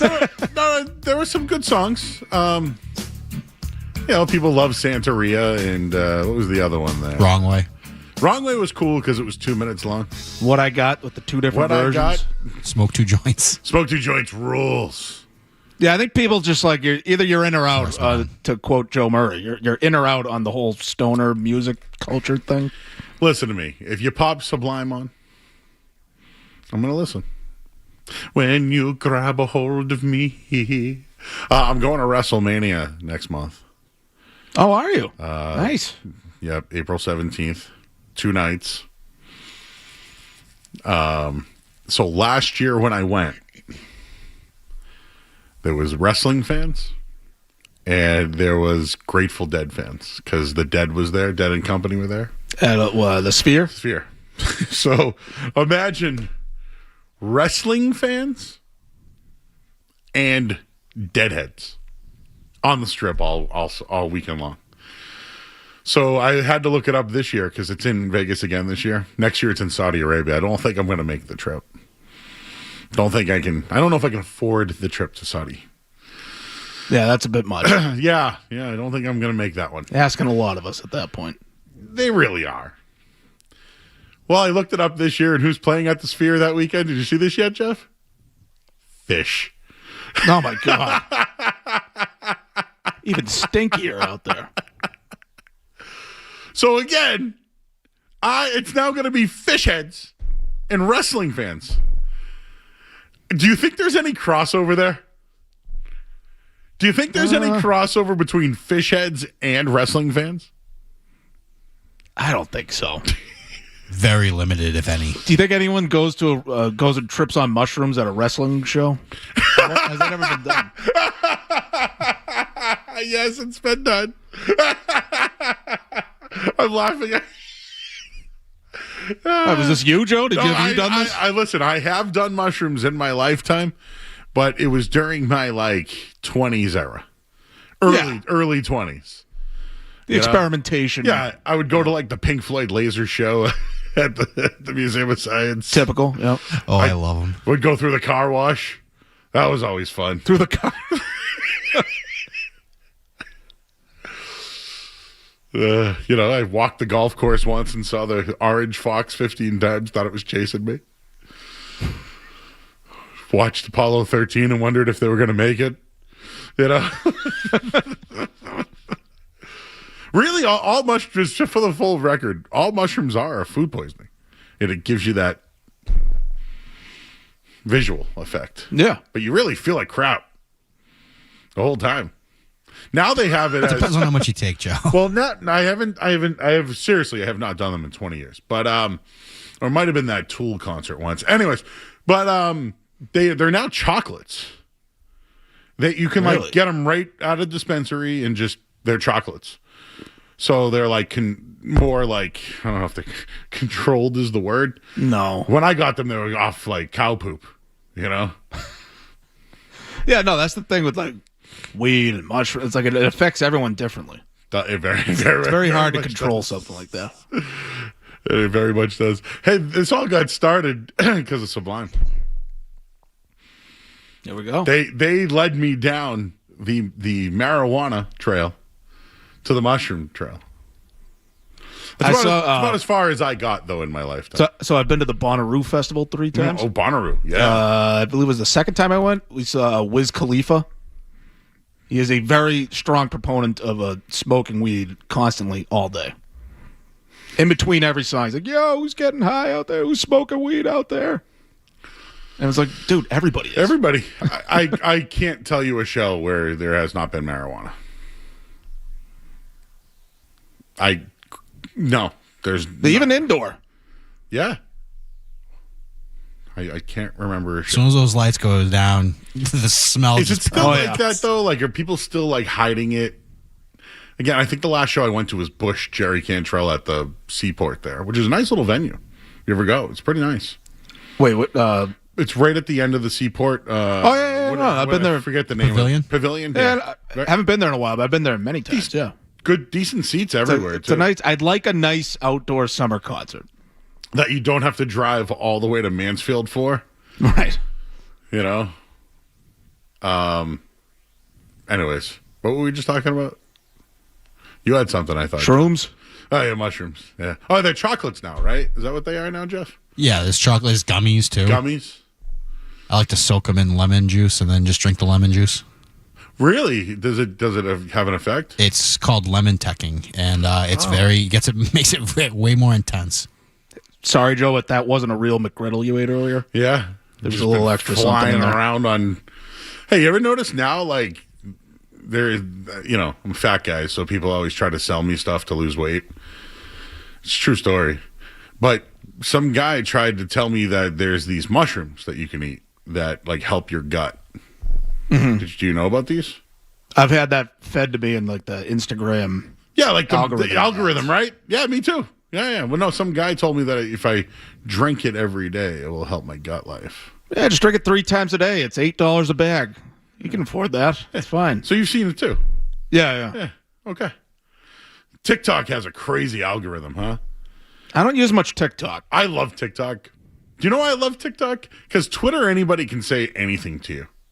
And I don't like that. It's a little too Wild West for my liking. Yeah. And this is the anniversary, I should admit, of a great WrestleMania in Boston, which I think Matt Dolloff was at. Is that correct? Oh, WrestleMania 14? Yeah. I was there, and I was in fact Is this there. the date? Is this the anniversary? I believe so, yeah. I know you popped it in our email today. For those that don't remember, the Vince McMahon, they needed a little bit of a buzz because I think WCW had, Karl Malone was pretty good. Dennis Rodman, obviously, who's going into the WWE Hall of Fame this year. They had some success with like actors or athletes in the ring. And I think they had Bam Bam Bigelow versus LT one year. That was a few years before, but okay, yeah. And it didn't. I mean, it wasn't bad, but it didn't slap. So what do? They go out and get Mike Tyson, and this is when D-Generation X was at its height. This was post biting Holyfield's ear. Yep, and he was like the baddest man on the planet. Yeah, that was his gimmick. And was it Shawn Michaels versus Stone Cold Steve Austin for the championship? Yeah. And the special guest referee was Mike Tyson. He was the special guest enforcer. Sorry. Get it right, Joe. They had a referee. And Stone Cold would really talk smack to Mike Tyson. Like, I know we're kids, and we were kids, right? But, like, who really talks like that to Mike Tyson? Because Mike Tyson was a ticking time bomb. It could be all scripted, and he's still going to punch you in the face. Right. Like you cross a line of respect or whatever. Yeah. Yeah, I could see him being one of those guys where it's like, all right, we're not doing the gimmick anymore. I think Stone Cold was actually, like, asking for it at times. And Mike held back. Well, did you see the story earlier this year with Rampage Jackson? Kid? With his kid, oh, dude, beat the crap out of that wrestler. Yeah, and because he was he went up to him at he was cutting a promo on him, and what no one saw was he actually apologized to Rampage Kid first. So he went up to him, and then they had the thing. Then he apologized because someone was like, "Hey, that's Rampage's kid." And then when Rampage, it was all squashed, and then Rampage after everything went into the ring after, and the kid did. Yeah, and that dude was like a big time, like, former, like, Marine or whatever it was. Right. He's not someone to be messed with in real life. It was tough to watch. And Rampage was like this really disappointed father who just was like, let's do the right thing here, you know? Yeah. Tough situation. The guy was just playing around, doing a pro wrestling thing. And Rampage's kid was like, you got that offended? I know people like that growing up. You could be messing with them, but no. Or it's like, you say something about their mother and it's all over. Yeah, well, but that's the thing. You mentioned my mama. I mean, that's the thing about us Massachusetts guys. Like, yeah, we walk the line with that stuff. Yeah, it's like, yeah, no, we're good. And then you mention just something that just like tweaks them out. Get really ball busty with someone you just met. Yeah. It's like you don't know who you're dealing with. We really we told there's no, but it's also, don't we know? Like, don't we all know there's a line, and then there's the habitual line, right? And then there's the other line that's over there. Anyways, WrestleMania 14, because it is WrestleMania season. I believe 19 days away. I'm not really good with math. 17. I'm leaving the 17 plus 2, not counting today. 2 more days. 19. When's April 1st? May? No, wait. Wednesday? Now I feel like the whole mushroom. Now you got me making me think I ate mushrooms with these damn. I believe Wednesday is April 1st. Yeah. Okay, so that would be 16 days from then. So add the 3, 19. There Good. You go, Joe math. Well, you were in the building, and I don't want to spoil it for anybody. But do you want to play the ending for us here? I think we have it. So again, the special enforcer, Mike Tyson, Shawn Michaels, one of the greatest in-ring performers of all time, retired Ric Flair, kind of. Mr. WrestleMania. And Stone Cold Steve Austin. Michaels now. He's going to polish him off. Here we go. Michaels measuring Stone Cold. And the elbow. Right into the heart of the rattlesnake. Jim Ross.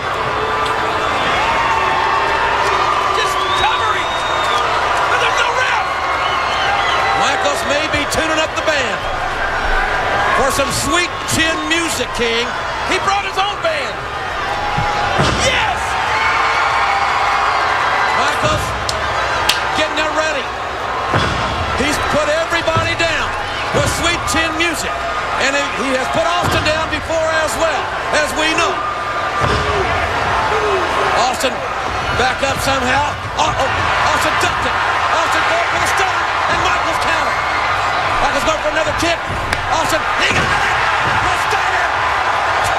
Mike Tyson in. Austin is the champion. Stone Cold. Stone Cold. Stone Cold. Wait a minute. The fink.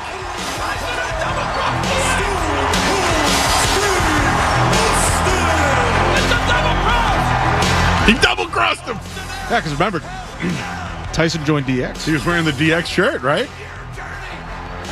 And then I believe he did clock Shawn Michaels in the face after. Is that true? Yes.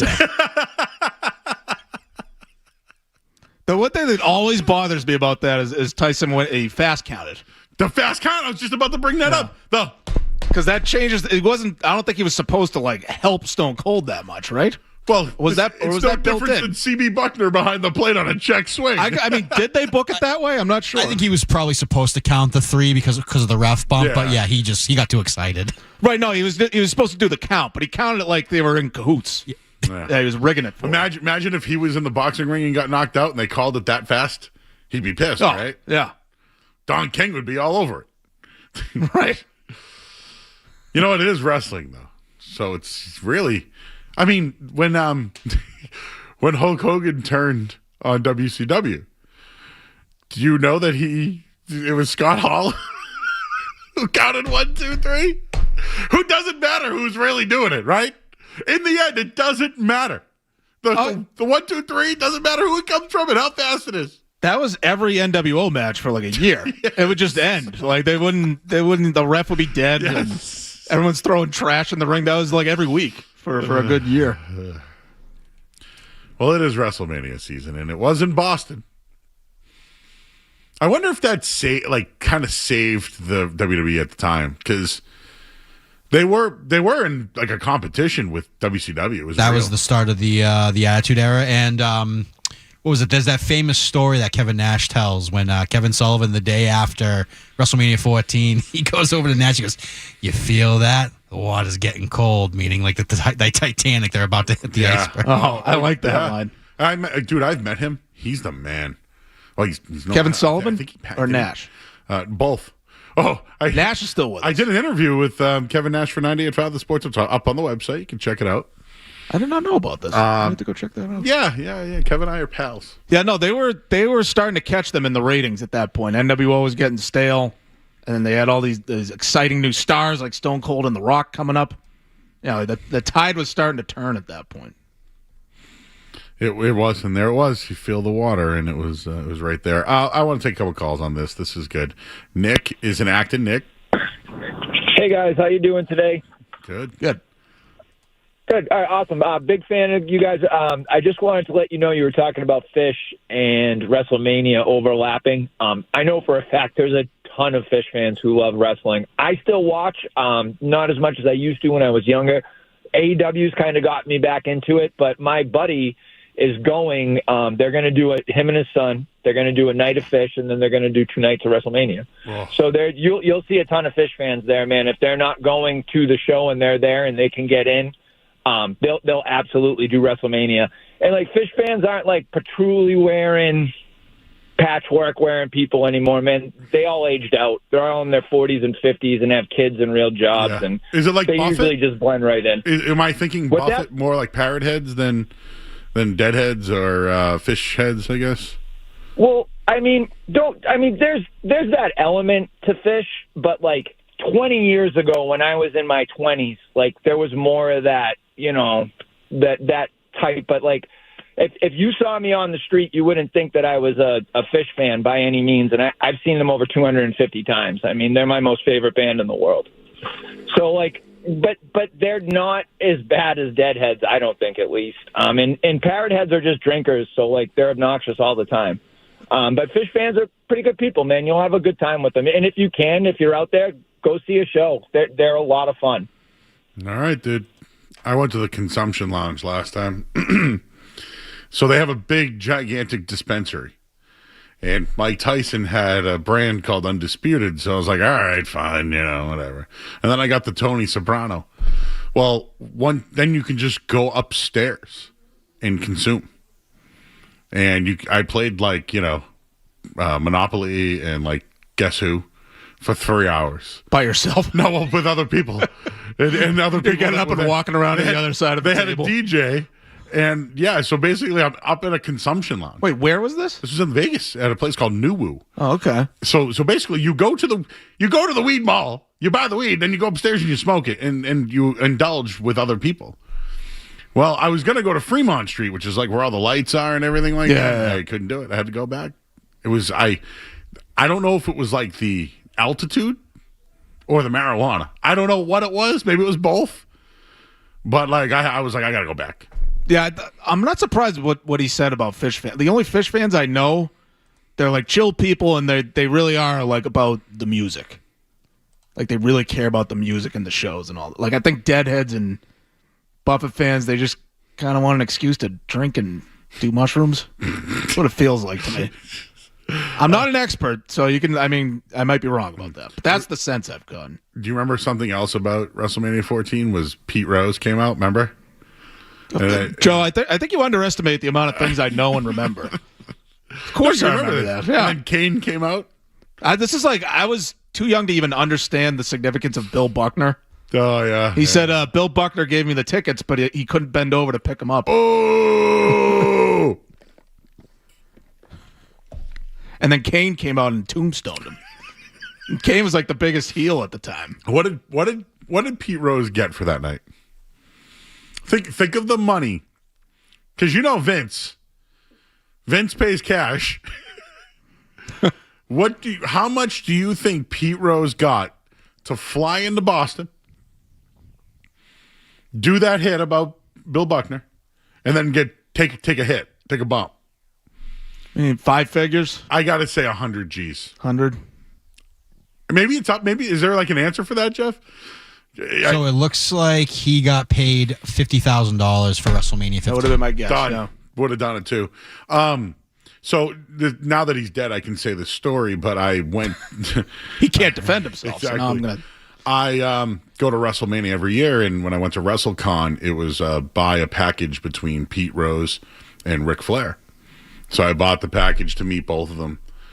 Pete Rose didn't show up, and Ric Flair got drunk the night before and smashed a beer bottle off his head. I still got my picture and met Ric Flair. He smashed a glass beer bottle over his head? Yeah, I don't know why. I asked him. He's like, when you're jet flying. Yeah, he thought he was that. He thought he was the gimmick in real life. Yeah, and then after is when he had to get all that medical help, which saved his life. And then he had his last match again. It was starting to get bad. That last one I saw. Ben, what's up, Ben? What's up, Joe?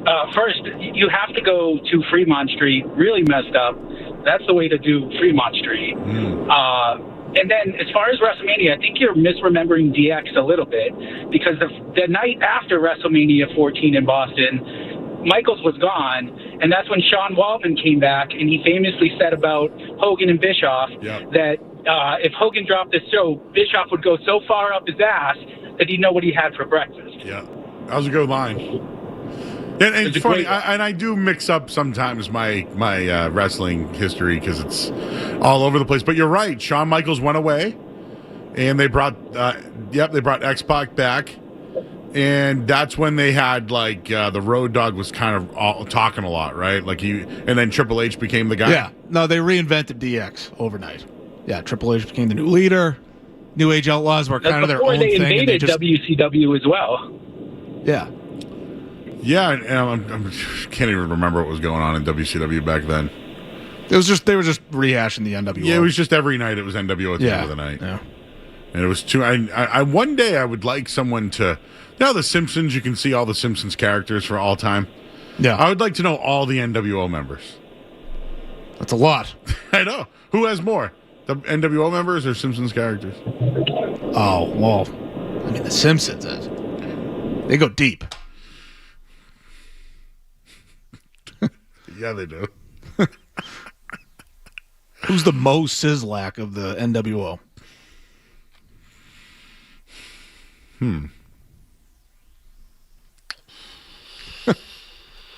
Got me thinking. Got Jeff thinking back there, too. I'm just throwing a name out there. I don't know. I'm sorry if you don't understand any of the wrestling lingo that we're talking about here. We're talking about something that happened 26 years ago. How many 28. years? 28 years ago? This year's the 30th anniversary of the Hogan heel turn. Mm-hmm. That was this big anniversary. That was recently, right? Oh, no. Yeah. It was 96. Yeah, and then WCW was purchased around this time. Right? Yeah, the other day was purchased WCW. The other day was the 25th anniversary of Vince buying WCW. Yeah, I like the card so far for Mania. I feel like we need Jericho and we need The Rock. I'm sorry. Last year I got Travis Scotted 1,000,000 times. 1,000,000 times. If I hear that damn song again,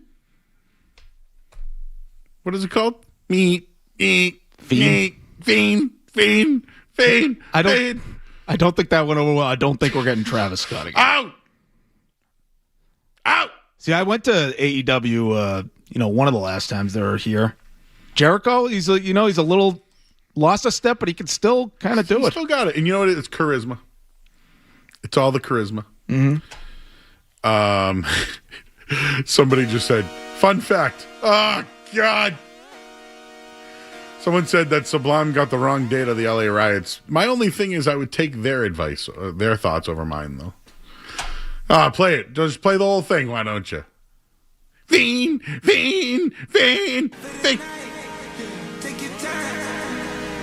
What's the song this year? Do we have one yet? Anyways, let's go to break. It's a Nickelback song. Get out of here. God. This. 8 matches a night, 10 matches a night. This. Plus, Travis Scott blew him off anyways. He sucks. Out. All right, we got to go to break. I'm Joe Murray, 98.5 The Sports. I'm Matt Dolloff's here. Boston's home for sports. 98.5 The Sports Hub.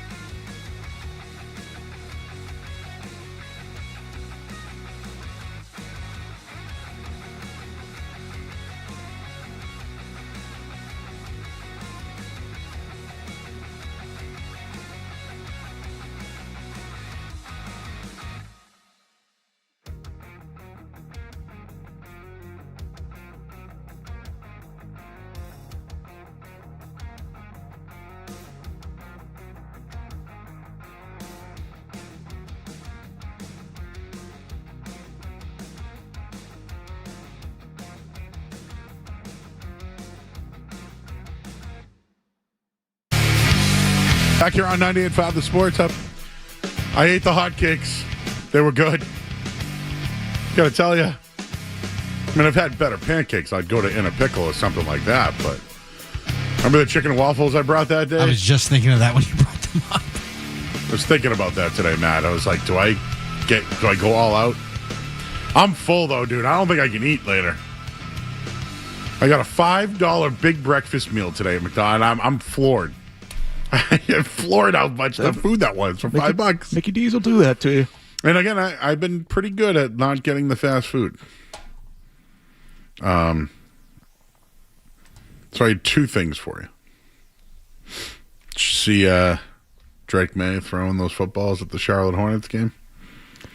Yeah, no. Your email said Drake May's shoulder. I was actually meant to ask you, like, did something happen with the shoulder? Well, if he's throwing footballs at a basketball game into the stands, shoulder must be okay, right?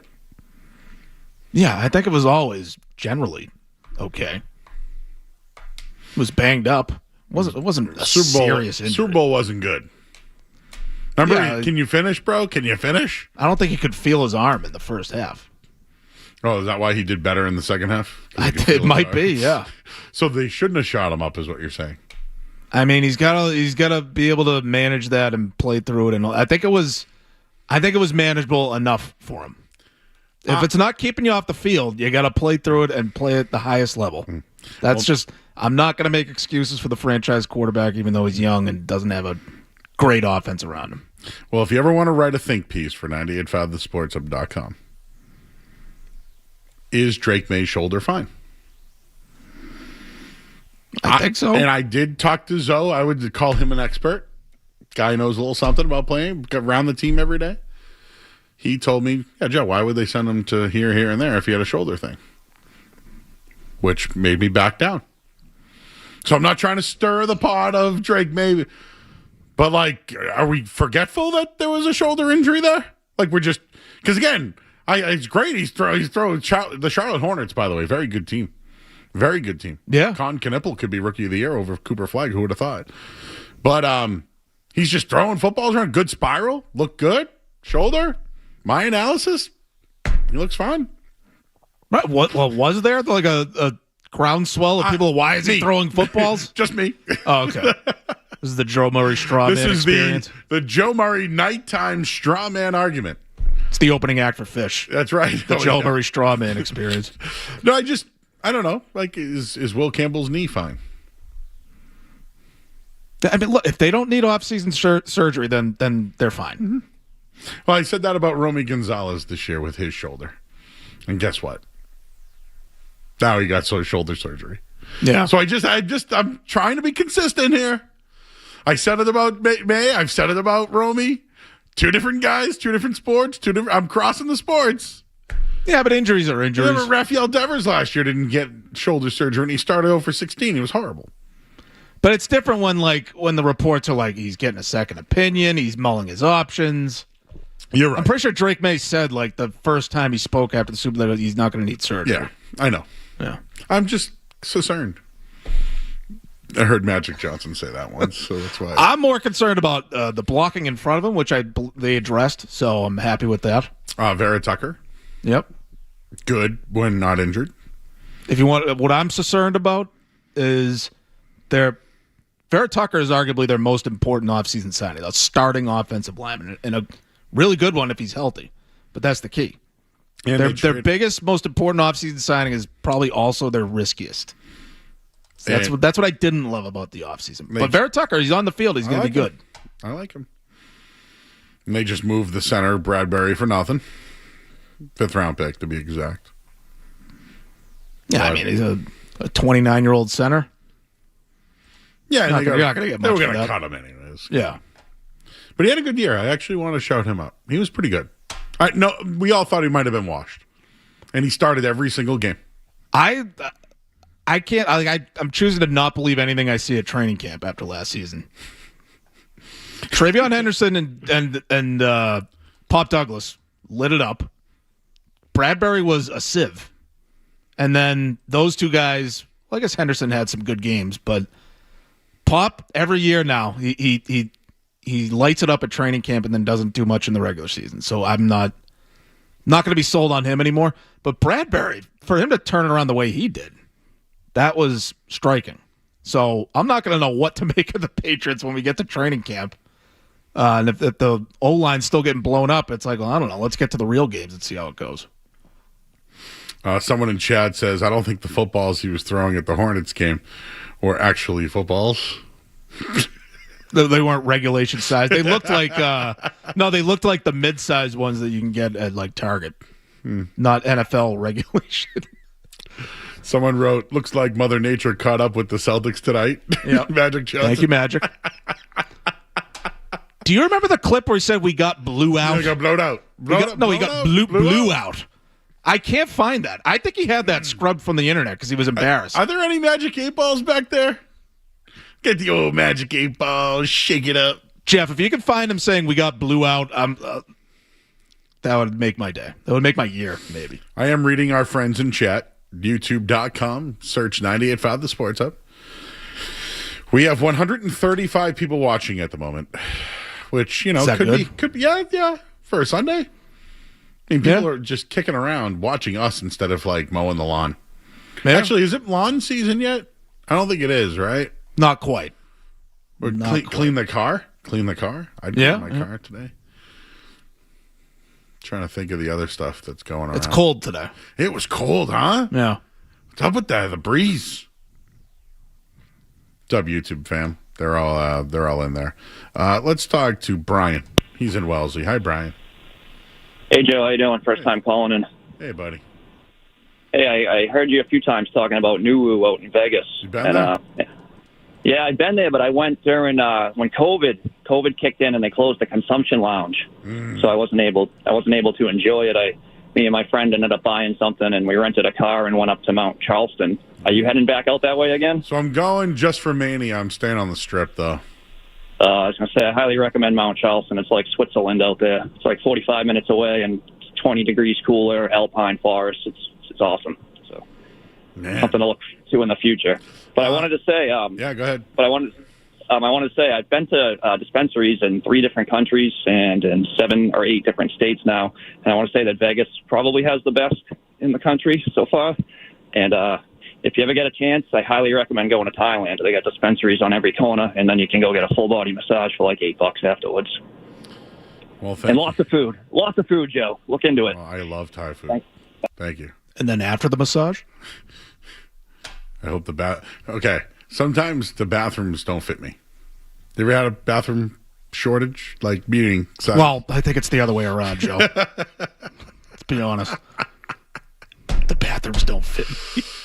I'll tell you a story. You're pointing at the stall. Why did you do this? I'll tell you a story off the air.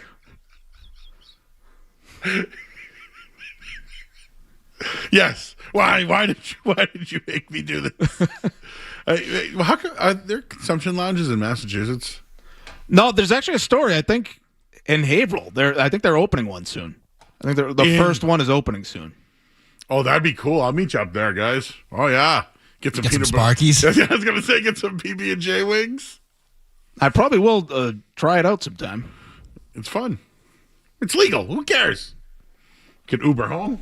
If you walk through Haverhill lately, the whole area is a consumption. It is. I will tell you, though, that area is really, like, if you want to talk about some areas that have been improved, Haverhill's really nice. That downtown area, good food scene. Yeah, underrated. It's a night scene. Like, or a downtown scene, you know? Another area, and again, not as little nicer area, but Wakefield is like another good little downtown. Yeah, they got a decent little downtown. Reading's trying. These are a little more upscale towns, but even Lowell is trying. Lowell's got some great Thai food if you've ever been out there. Oh, fantastic. All right, we got to go to break. We in the final hour, we're going to get back into the Vezina conversation because the odds are out there for Jeremy Swayman Vezina. The Red Sox play today, and Connolly Early will get the start, so we'll get to see him today. He's a lefty. And there might be some news on the Patriots front, and I have a take regarding the Patriots. I already gave my Drake May one. It didn't really fly. He's throwing footballs at the Hornets game. Did you see his form? And whatever else you guys want to talk about at 617-779-0985. It's Matt Dolloff. He's from 985thesportshub.com. If you have any think pieces for him, we can always think. Because we just thought back to WrestleMania 14 today. And the baddest man on the planet turned. It was a swerve. We'll have more next here on the Sports Hub. Boston's home for sports. 98.5 The Sports Hub.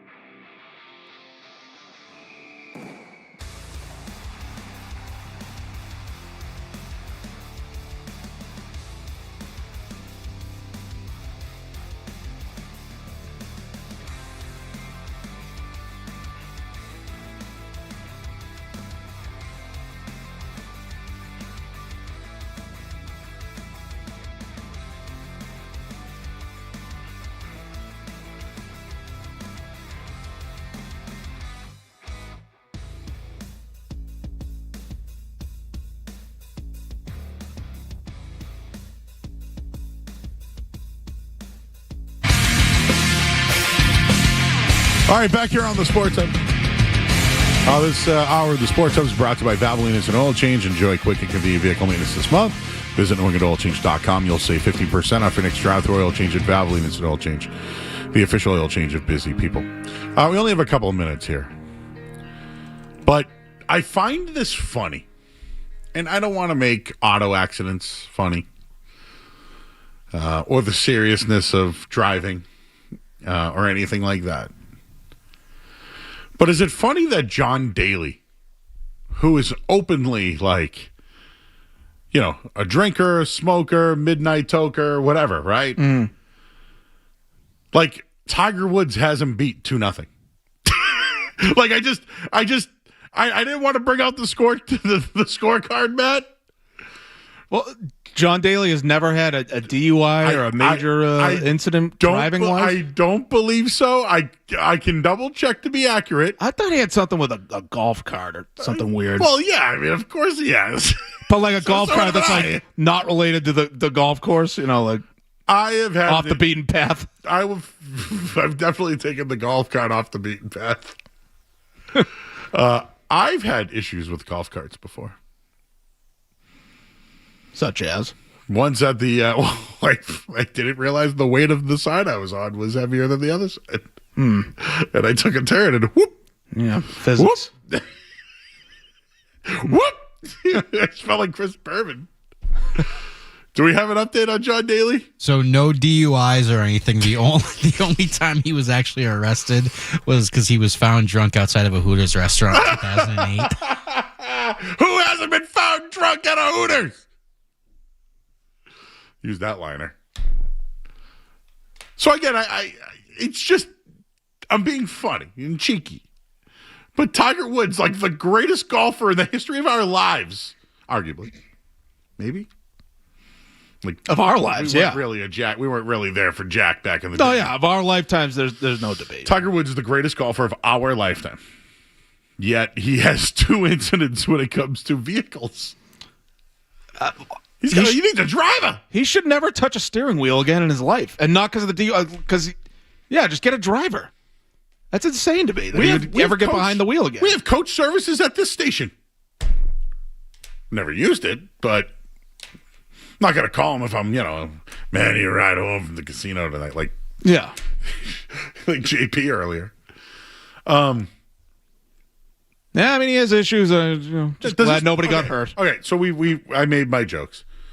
What is this? Are we going to think of that with Tiger Woods? Like, are you going to think he's the greatest golfer of all time, or are you going to think about his off-field?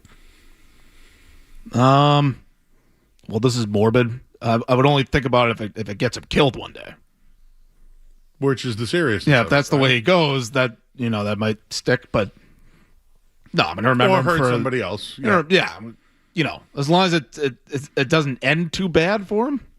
No, I'm going to think about the chip shot at the 2005 Masters and the comeback to win the Masters a few years ago and dominating at the 97 Masters. That's what I'm going to think about. I think about great athletes of our time. I think Lance Armstrong took a big hit after, he was caught basically lying and cheating. Brazenly so. Yep. He would call press conferences to shame people for questioning him. That was tough. Thinking back on that one, that's a fall, right? Fall from grace. Tiger hasn't fallen from grace, but he's gone down the ladder, I'd say. Yeah. He's got that off course stuff attached to him now. Does Michael Jordan have that? Well, I mean, that one, the gambling stuff might be a little bit, buried out in the desert somewhere. But he's not hurting for a meal, though. He's still raking in tons of cash. He's doing the NASCAR thing, and he's raking. And he's got a sneaker too. So I guess Michael Jordan's doing just fine. I think Tiger still has $1 billion. Okay. I don't think he's. What about Wayne Gretzky? He's not the greatest commentator, but I'm fine with that. I do like seeing him on the TV. It's tough. Yeah, I don't care about it. The only one that kind of annoys me is Messier. I don't know why. He's hard to listen to with just the way he talks. I don't know how else to describe it. Kind of low energy. I'm just thinking of athletes that have their stock is. Should I say stock? Has Tiger's stock fallen? I mean, in terms of as a figure, as a person, public perception, maybe. Kinda, yeah. Because when he was in his prime, I mean, he was everywhere. He was God. He was God. He was everywhere. He was all the endorsements. He was the face of sports. Really, he was the American athlete. Now it's now it's like a kind of falling apart for him off the course. So yeah, he's taking a hit in that regard. Man, when that came out on Friday, dude, all I saw was memes. Dude, I buy these cards. They're called downtowns. They're like worth $400 or $500 raw. Get them graded. They're worth. They're like case hits. Someone made one of Tiger Woods with the car flipped over, and I couldn't stop laughing because it's like, what if you really do pull a Tiger Woods downtown? See, there's nothing clever about that. Let's just take this. Let's take you at your lowest moment and just plaster it on a card. That just takes no creativity. Well, the Garbage Pail Kids had fun with that too. Remember those cards? Anyways, they have cards on the brain. Big card show yesterday. I got denied. It's because thousands of people showed up, and the fire department had to come. There was that many people. You were talking about this out there. I was wondering, did someone call the fire department and say there's too many people here? It's a fire hazard? I think someone must have. No. There was too many people there. It was too many people. Trust me. You ever go somewhere and you're like, I gotta go. And so, but like, were they trying? Like, they can't like make people leave, so they have to they have to bring in the law enforcement and fire department to pretty much. I think because like once they show up, it's like you got to get out. They were like, there's too many people here. Yeah. And there was a gigantic card show. It fit like 2,000 people. But yet there was still 500 in the lobby. And I'm one of them. And then I walked right up to the line because I had a pass. And they wouldn't let me in. Well, you had like the fast pass. I did. And you know, I don't know if, Jeff, you'll appreciate this. There were people there that were like, let Joe in. Let Joe in. And I loved them. I loved them all. Oh, the guy CB Bucknered you. I got CB Bucknered. These security people they get a little power trippy sometimes. So when they were like, where are you, Joe? And I told them the story about how the fire chief basically told me to leave. They were like, oh, you should have called us. Well, I did. I went to the front of the line. Now, I'm sure there are security professionals that listen. Yes. I bet if one of them were to call in and explain, they'd probably tell you, we're instructed to just approach every situation the same. Yes. And we just deal with, a situation like that where it's like it's not fair, but we're just dealing with it because we don't want to, we don't want to treat anything differently. That would be my guess of why the guy denied you. I'm going to try it again today. Going to leave here at 2, and I'm going to go to Quincy. I'm going to try it again. I don't like your chances of getting special treatment there. I wasn't even looking for the special treatment. It was a standard treatment. They offered me a pass, and I jumped the shark. I got bit. But yes, when I was leaving, the fire department came because there was too many people there. And then as I'm leaving, this big fire truck wants to come up in a thickly settled area where I'm driving down and they're driving up, and I had one thing I could do was reverse. And then a cop yelled at me. I thought about this, Joe. You could have done a 3-point turn and then gone forward. It was too thickly settled for a 3-point turn. Okay, it was like Austin Powers 3-point. I would say you could do like a 7-point turn. No, it was Austin Powers 3-point turn situation. I still wonder about that one. How did he ever get out of that? Austin Powers? Well, yeah, they made 2 more movies. So we got to go to break. Hey, we only got 1 more hour to go. Is that true? That's true. All right. Are we doing headlines here, Joe? No. You've been throwing off everything with the clock with me today. I can't keep track. No, I'm just riding the waves the best I can. You know what, though? You're doing a good job. Thanks. We're going to break. Then we'll do the headline, come back. And then we'll talk about whatever you guys want to talk about. Well, final hour coming up next on the Sports. Boston's home for sports. 98.5 The Sport.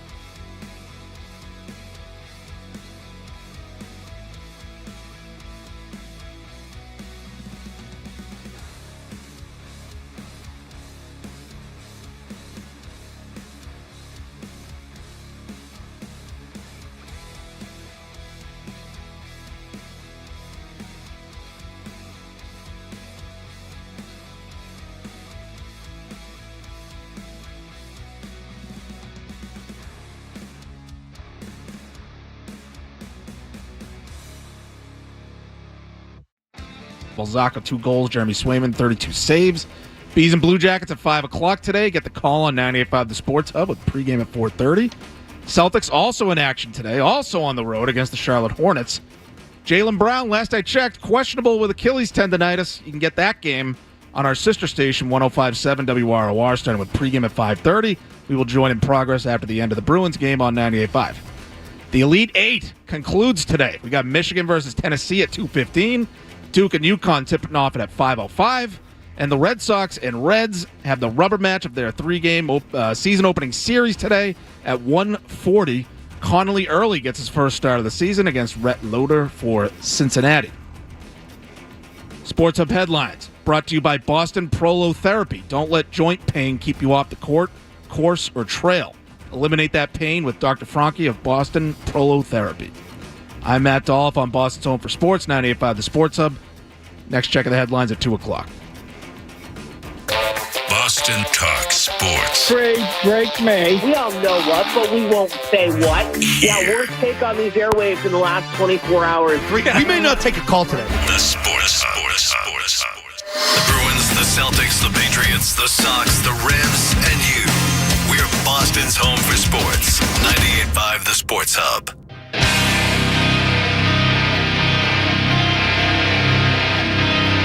All right, back here on 98.5 The Sports Hub, final hour. While you were hearing Matt Dolloff's headline, the Celtics have announced that Jason Tatum will not play today. It's listed as the... I should have had that in the headlines. No. It's questionable with came out managing the Achilles. Yeah, it came out. Yeah, okay. There it is. Yeah, breaking news 26 minutes ago. I could have checked that. No, it's all right. I didn't look either. Jaylen Brown out with the left Achilles tendonitis. I feel like that's the biggest story in town right now, and I feel like nobody's thinking about it. Because it's just tendonitis, quote-unquote just tendonitis. Yeah. I mean, it's kind of a precursor to something worse. So now we're going to be holding our breath every time Jaylen Brown touches the ball? It's not ideal. I don't like it. Lie to us, please.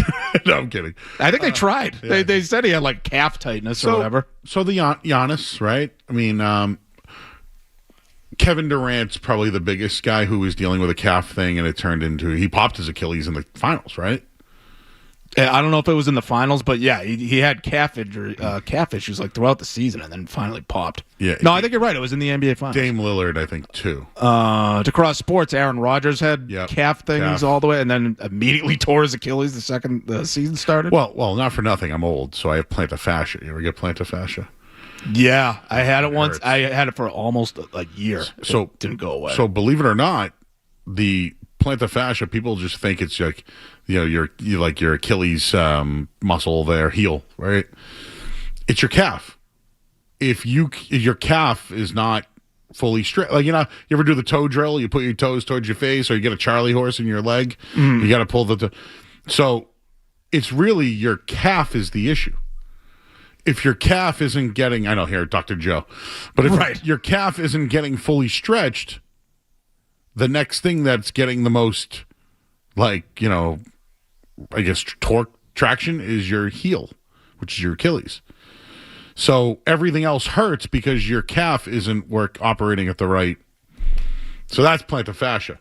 But I'm sure there's some sort of connection to your calf and your Achilles, and that's not good. For sure. Yeah, no. So he's overusing it. Now he has to rest it and all that. But it feels like that's never ends well.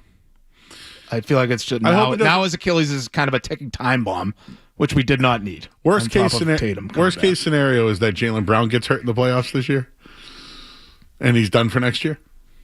I would say that's the worst case scenario.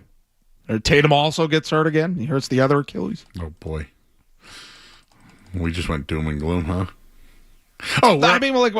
We can't ignore the Achilles issue. We can't. This is why I wanted to do a 2-part segment here. I don't know what we can say about it, Joe, but all we know is it's listed as his calf, and all we can do is talk about people that have had calf issues that led to Achilles. And that's what this has done. I looked up the odds. Jaylen Brown's fallen to 5th. Plus 15,000 to be MVP. Doesn't look like it's going to happen. Yeah. SGA, he just barely hit the 65-game threshold. Yeah, too. So he'll be all NBA. SGA, Wemby, Jokic. Jaylen Brown deserves to be top 5. He absolutely deserves it this year. He's just not going to win it. Mentioned earlier, Vezina. You ever go to Money Puck? For sure. I love Money Puck. Yeah. So they did a thing on goalies over the last 10 games. Goals against, goals expected, all that. The number one goalie, according to Money Puck, in the last 10 games, Jeremy Swayman. I believe it. If you've watched him play last 10 games, you believe it. So what's the Vezina number now for Swayman? All right, I got the odds at FanDuel here. Ilya Sorokin of the Islanders is your favorite, minus 330. That's kind of heavy. Yeah, second is Andrei Vasilevsky at plus 210. Swayman, a distant third at plus 5,500. But I think it is just a reflection of how people are viewing his season, and they probably are looking at that Money Puck stuff instead of just the generic save percentage, goals against. The thing about Sorokin, he leads the league with 7 shutouts. Third in overall save percentage. And eighth in goals against. So it's like, yeah, I think Sorokin's close to having that locked up. But the point is just that he's getting consideration even though his, on the surface, the basic stats don't, reflect a Vezina caliber season. But I think it is good to look at that Money Puck stuff because they tell you what's he saving above expected, and he's been, top 5 in the league in those categories for most of the year. And I think you look at that list, and it's a legit list. The guys that Sorokin's 5. Yeah, and like Logan Thompson's up there. He's a really good goal. Like the good goalies usually are at the top of the league in that category where they lead the league in bailout saves, essentially. And so people call up and say, Jeremy Swayman needs to get me a bailout save. He needs to steal you a game. He's been kind of doing that lately. He's been doing it most of the year, but he's been doing it lately. Now, we talked about the straw man earlier. There's no straw man with Swayman. He's been good. And quite frankly, I don't think you could only... Is there a goalie that you can say, yeah, this guy's been better than Jeremy Swayman? Like, I do think Sorokin's had a really good year. But has he been that much better than Swayman? And if you're going to say yeah, then they're the top 2 or 3 goalies in the league then. I think, dude, considering the polarizing season it was for Swayman last year, like clearly there was an issue between Marchand, Monty, right? Guys going into their final year of their contracts, and this guy going to school and going into business for himself. That's behind. I've at least put it behind me. I put it behind me because I think his play's been really good. That's big of you, Joe. Thank you. And you know who else has told me about that is Marco Sturm. Marco Sturm is ready to put it behind him. And I think Sturm was like, he's our best guy right now. The other night when no one showed up, who did? Swayman. So the things I can't do with Bruins talk this year. Ready? Number 1, the ownership. They're there. They spend, right? Yeah. I don't want to hear about Don Sweeney's drafting anymore because they're all ready to come up, right? No more of that. So we can't do owner, can't do salary cap, can't do Don Sweeney, Cam Neely. Can't blame the coach, right? Coach's been awesome. And don't give me Pasternak. Don't you dare. What do you mean? No, Pasternak's been awesome. Oh, yeah. He even went on a cold spell for, 5 games? When's the last time Geeky scored a goal? When is the last time Geeky scored a goal? It's been a while. They're still good. All I'm saying is all the things, all the easy narrative, lazy that you guys have heard for years, you can't do them this year. And if they do, you're not watching. Oh, we've been hearing it for years with insert goalie here. Whoever is the goalie is getting the brunt of the blame for most of the stuff. Tuukka Rask for sure. Think back on Tuukka, and it's like, he was really good.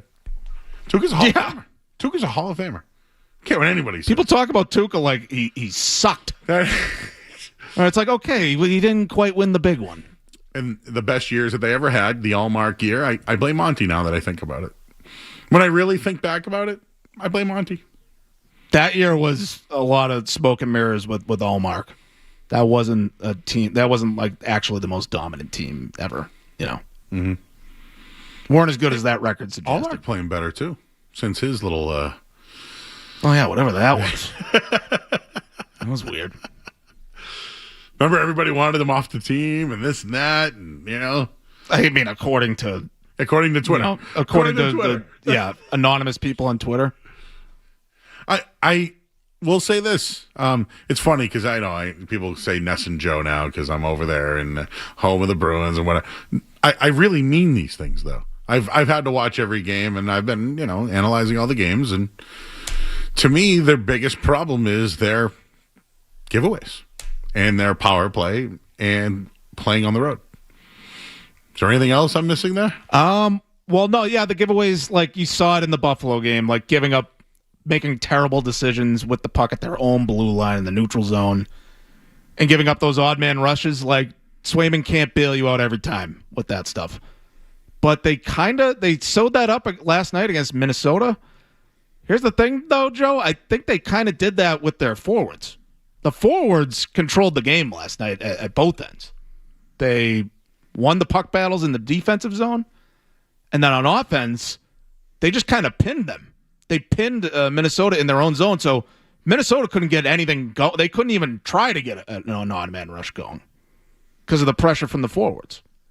And so if the Bruins could play like that and just continue to be aggressive with those guys, I think it depends on the matchup. Like, I think if they run into a bigger, stronger defensive group, they might not be able to play the same way. But if it's like a smaller, skilled group of defense that they want to just get the breakout and get in transition, and like you saw that on the one goal by Kaprizov, if that's a defense that plays like that sort of plays into the Bruins' hands with what they want to do offensively. So the Bruins play a style that does suit a playoff team.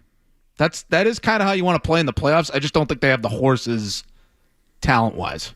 Because like the Florida Panthers, like they have that forecheck, but then like all of their top six guys can legitimately score. And the Bruins just don't have that just yet.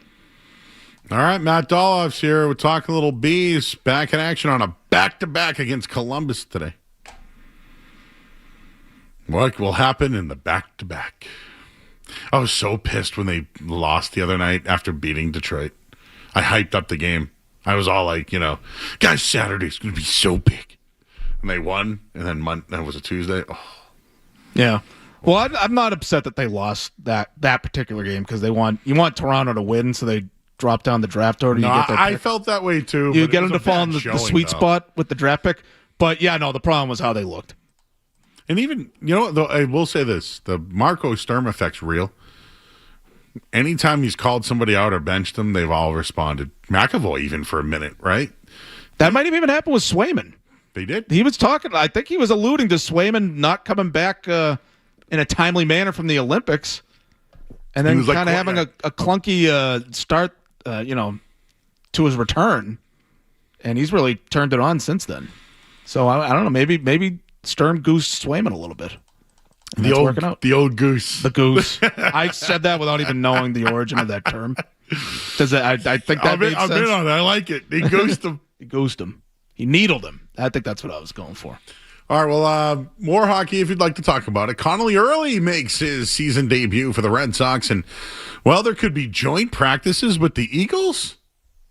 And, I don't know if Matt's heard my take on Puka Nacua yet. But I'll do that on the other side. You're listening to 98.5 The Sports Hub. Boston's home for sports. 98.5 The Sports Hub. This weekend, grab March by the Claw at the Fours in Quincy. White Claw is opening a $1 million bar tab for bracket season, so rally your crew, call for a couple of claws, and go to whiteclaw.com/couple of claws to score rebates or a chance at a gift card depending on your state. Must be 21. Rules and restrictions apply. Ends 4/6/26. Drink responsibly. White Claw Seltzer Works, Chicago, Illinois. Every year, you hear people complaining their AC system crapped out, or they've got to lug the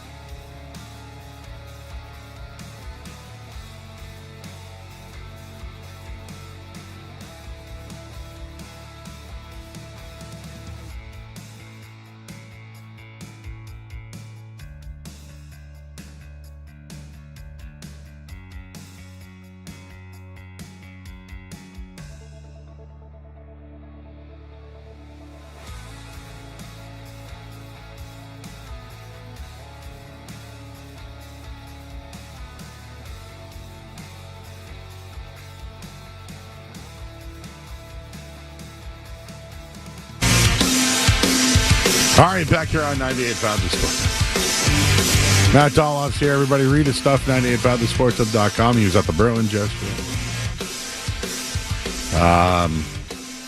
Trying to think of what else I sent an email to you guys today. I like to do this at night sometimes. I send a rundown to everybody. No shortage of topics in this that's true. Pre-show email. So I had Red Sox opening day, Sonny Gray. Yeah, Sonny Gray wasn't great. Trevor Story hit a home run, then got ejected. Oh, no Wally head this year after a home run. Wonder what they'll come up with this year. They did that on the road, too? That wasn't just a Fenway thing? That was my question about that. I don't know. Oh, there's Masataka Yoshida in the lineup today. He saw 4 pitches yesterday on a walk and then got pinch ran for. That's all he's done this year. He's like the Roger Dorn of the Red Sox. Wilyer Abreu, Ghost Runner. There we go. Tatum, Jalen, we did that. Pritchard, 36 points off the bench. That's good. Swayman and net, the second line. Jimmy Higgins, Sturm season. Second line. Columbus next. We hit all that? I think we hit all that. Patriots, did we talk about... I mentioned Drake May's shoulder at the game. I wasn't having it. He wasn't. Weren't even real football. They weren't, actually. They had to be like Nerf. They're designed to like throw it like 20 rows up. Christian Gonzalez showing the money signs. What'd you think of that? Yeah, I mean, well, he's going to get paid. Someone's going to pay him. I talked to Henry McKenna, who works for Fox Sports, Colorado alum. So I don't know if he knows Christian from their time in Colorado because he transferred to Oregon after. Mm-hmm. But he seems to think that the Patriots want to do a deal now because it's only going to go up. Even in the offseason, the longer they wait. That's interesting. So Gonzalez is not in a hurry to get the deal done because he can go out there next year and put together an all-pro season, and all of a sudden he's the highest paid corner ever. Remember last year he missed the first couple of games because he wasn't right. They lost those games, remember? Yeah. Since he's come back, they were pretty good. I think they only lost 2 games the rest of the way, I think. Yeah. Vrabel getting physical at the draft. You see that at the combine? Of course, yeah. Or who is that big boy on Arizona State? Oh, big boy. Max Ihanachor, I think is his name. I heard Barth said he needs to figure out a good name. Good job. I was saying to Barth, what if Vrabel just did this every year? He goes and he squares up and locks horns with a big tackle and just drafts him every year for 20 years. Like, Mike, we have 7 tackles across the whole. No, we're drafting another left tackle. Can never have enough tackles. It's true. You know what though? It's kind of like having starting pitching. Yeah, because dude, Trent Brown's still getting $7 million. I wish I played tackle forever. But Aaron Lowe got $6 million guaranteed, I think. It's funny because whenever I saw Mike Flynn, I go, dude, you still had another couple of years in you. He goes, no, not when I was playing special teams on kick return in the preseason. Yeah, I love that story. Here is my A.J. Brown Puka Nacua theory. A lot of stuff going on with Mr. Nacua. Not good. Not good. The Rams were in on A.J. Brown. They ended up making the trade for Trent McDuffie. I wonder if the Puka Nacua stuff gets so ugly that they beat the Patriots out before June 1st to acquire him. I guess I have some level of concern over that because the Rams have been so aggressive about just trading away draft capital in their efforts to win another Super Bowl. I mean, they did it to get that one Super Bowl with Stafford. So I wouldn't put it past them to do that again. Make one last push, get one more Super Bowl for Stafford, and we'll figure out the draft later. Imagine A.J. Brown and Devontae Adams. Yeah. It's tough to beat. But here's the thing about the Patriots, though, Joe, is that they are kind of still in a rebuild. They figured out the franchise quarterback. They have one of the best head coaches in the league, and so they're just kind of making up for the fact that they still have all these holes to fill. They're not. It's not an all-in year. I'm not saying don't make moves, but it's not a push all your chips into the table year. So that's why they kind of got to be careful with that. But I feel like A.J. Brown in June could be the best of both worlds if they end up with no competition. But if the Rams are dangling a first-round pick, that's going to be tough to top. And I wouldn't blame the Patriots for walking away from that. And they would be giving up one of the picks they got in the Chiefs deal, probably, right? Or next year's, however it works. Mm-hmm. Interesting. You had this morning, Mike Vrabel and Nick Sirianni, preliminary discussions about potentially holding joint practices in Foxborough next year. That'd be a nice little, that'd be good to cover, huh? Yeah, those are fun. Get to practice the tush push. Those are always fun, especially if they make the trade. And it's a joint practice with A.J. Brown on the Patriots side, going up against his old teammates. That'll be fun. They're legit 2 Super Bowl contenders. Oh, yeah. I think so. I think, everyone's saying it now, but the Patriots could have a worse record with a better team. Yeah, sure. I think they're going to be better offensively by virtue of being able to block better and run the ball better. I think they're going to be better offensively. You're right. Running the ball, getting off the line. I think that's why Dobbs, was such a huge signing. He's good at that. But I have some expectations that the schedule will be more difficult. And it will be harder this year. Just the gauntlet, right? Whether it's overseas, whether it's back. They played 3 games on the road last year. And they won them all. Teams don't do that anymore. It doesn't happen. Undefeated on the road. Exactly. It's that ain't happening. No. Regression is the word I'm looking for. They might not regress as far as a roster. Record, they'll probably regress. Record-wise, they're going to regress. So playoff seeding-wise, they're going to regress. They're probably going to – hopefully they can contend for the division again. Obviously the Dolphins are tanking. The Jets made a lot of additions to the defense. So I feel like they'll have a good defense next year. So I don't know. Maybe they could be closer to the middle of the pack than just the typical Jets. But it's still between the Patriots and Bills. Karen Gregan had an article about that today from Mass Live. Are the Patriots still the top team in the AFC East? I'd say so. Yeah, what the Bills' big move was the DJ Moore trade. Yep, that's really all they've done. They've lost some guys too. Yeah, I like DJ Moore, but I think they're trying to connect that Joe Brady effect from their time in Carolina. He'll be good for fantasy. Get a lot of targets. I think Khalil Shakir has turned into their top receiver. I know it's not sexy, but add DJ Moore to the mix, and it's good. John Henry, who made an appearance this week on Twitter. I don't know if you saw that. But I did, yeah. Dan Shaughnessy made some jabs at Nesson. Just because I work there doesn't mean I have to protect them. Nesson Joe is... All right, let's circle the wagons here. But Dan made a comment about Nesson, which was untrue. And he came out and apologized about it. So I'm wondering, did the boss call? Probably. Because I know Dan is a man of dignity. I mean that. I love Dan. He's one of my mentors.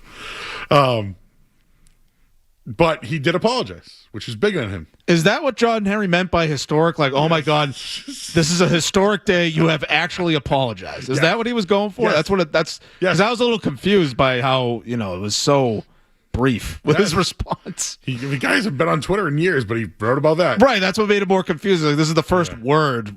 Historical. This is the first word he's uttered in 6 years. And now John Henry, principal owner John Henry, at the Red Sox game today. Oh, okay.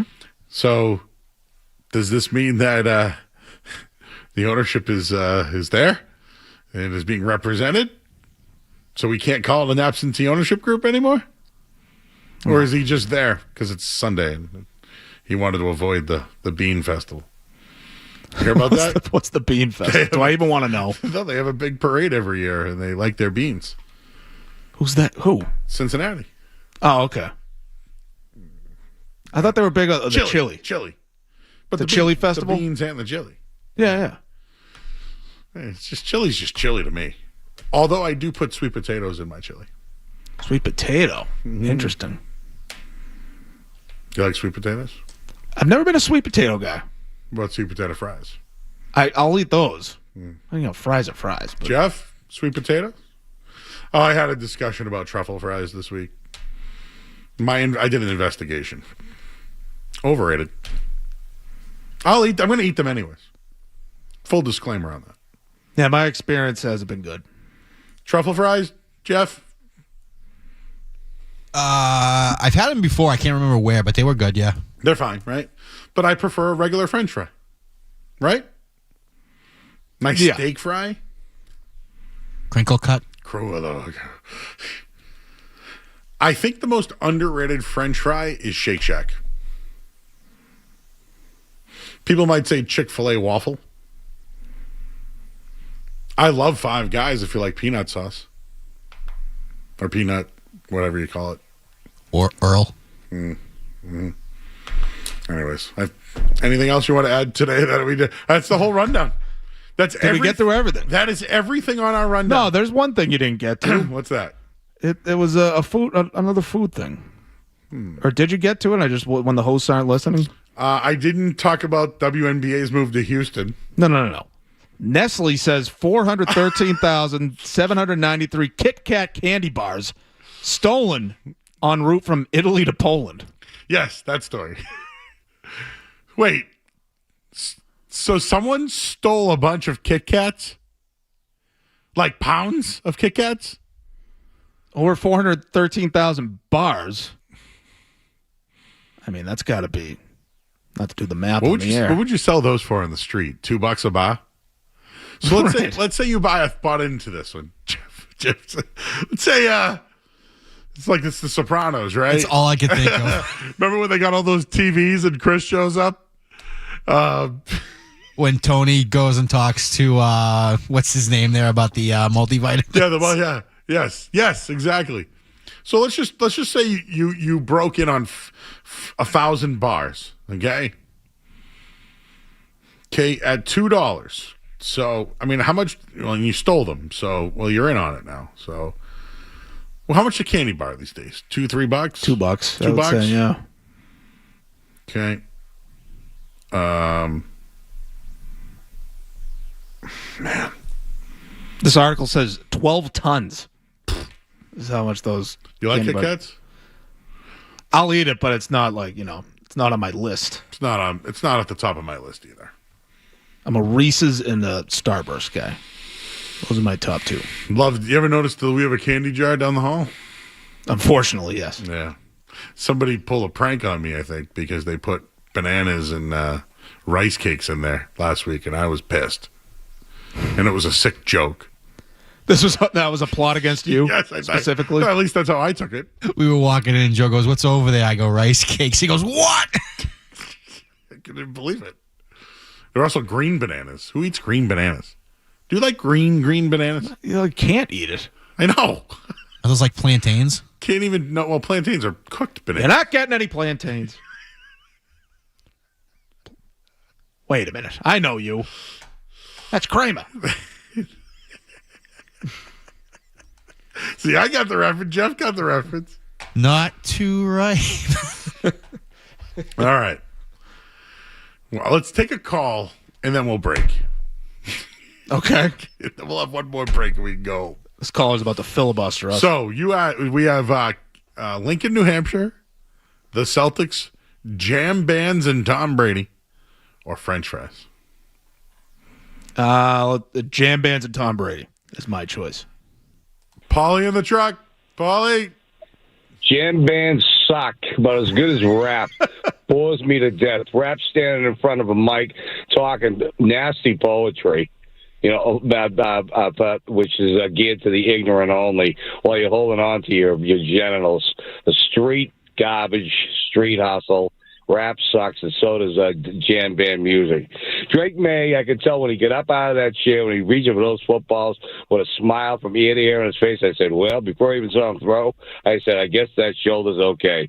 How long did it take Mike Vrabel to pick up the phone and verbally slap the Duggins out of Gonzo for giving the pay me signs in front of a national audience, and it's all over the place. negotiating his contract in public. I would love to be a fly on the wall when Vrabel picked up the phone and slapped the dog crap out of him for pulling that. Last time somebody did that in this town, it was Asante Samuel. Sorry, Paulie, I had to hang up on you. I bet you nothing happened at all because he was at the soccer game the next day, France versus Brazil, doing the same thing with the Celtics. Yeah, like what is there even to be upset about? Because we talked about it. Like, who cares? Here's the other thing. He just Mike Vrabel openly talks that he texts guys on other teams. The days are over. The Belichick days are over. They're over. They're over. Like, what do you think happened? It's over. Yeah, he doesn't. I don't think he cares about tweeting. You don't get in trouble with the law, like Stephon Diggs and Christian Barmore did. Nah.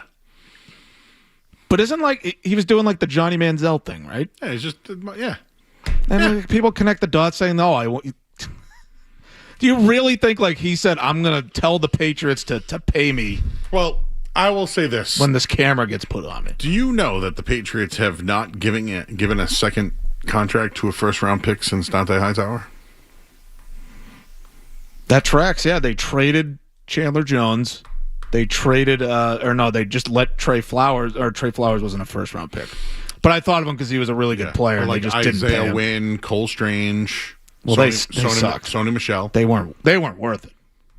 Chandler Jones was definitely worth that second contract. Yeah, they traded The him. problem is the drafting. Yes. Yeah. But none of those guys got a second extension. When was that? 2012? When was that? Was when they drafted Chandler Jones and Dante Hightower. So they traded Chandler Jones before the 16 season. So since 10 years, 10 years, they haven't given an extension to a first-round pick. They have to sign him. They haven't even had a first-round pick in some of these years. Yeah, no, you hit on a pick big time, he's an elite player. And then who are you going to pay if you don't pay that guy? This is a premium position, too. All right. Final segment with Matt Dolloff is coming up next, and the Red Sox first pitch is a strike. All right, we'll go to break. I'm Joe Murray, Matt Dolloff. Jeff, bye. Boston's home for sports. 98.5 The Sports Hub.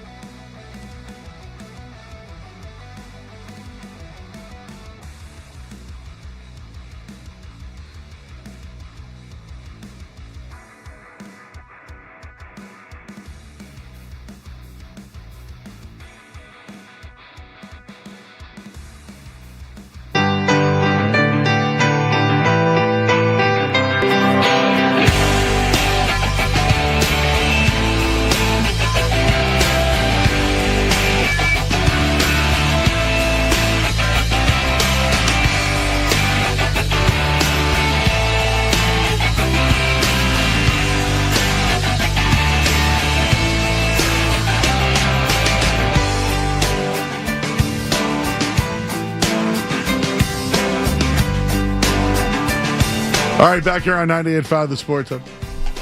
All right, Matt, is there anything else you have that you would like to get off your chest before we go to the calls? Trying to think. Okay, we didn't touch on the draft at all. Patriots draft coming up. The draft. I've been hot on the draft. Yep. Still think edge rusher is their biggest need. We were talking about that. I forget if that was even on the air with the tackle. Their only chance to get a tackle in this draft is either first round if it falls to them, and then after that you're in like the hundreds. Like the middle rounds are a little weird this year. It's filled with guys that the Patriots don't necessarily need, except for maybe tight ends. I still think they need to take a shot on a receiver. They got to keep taking shots at.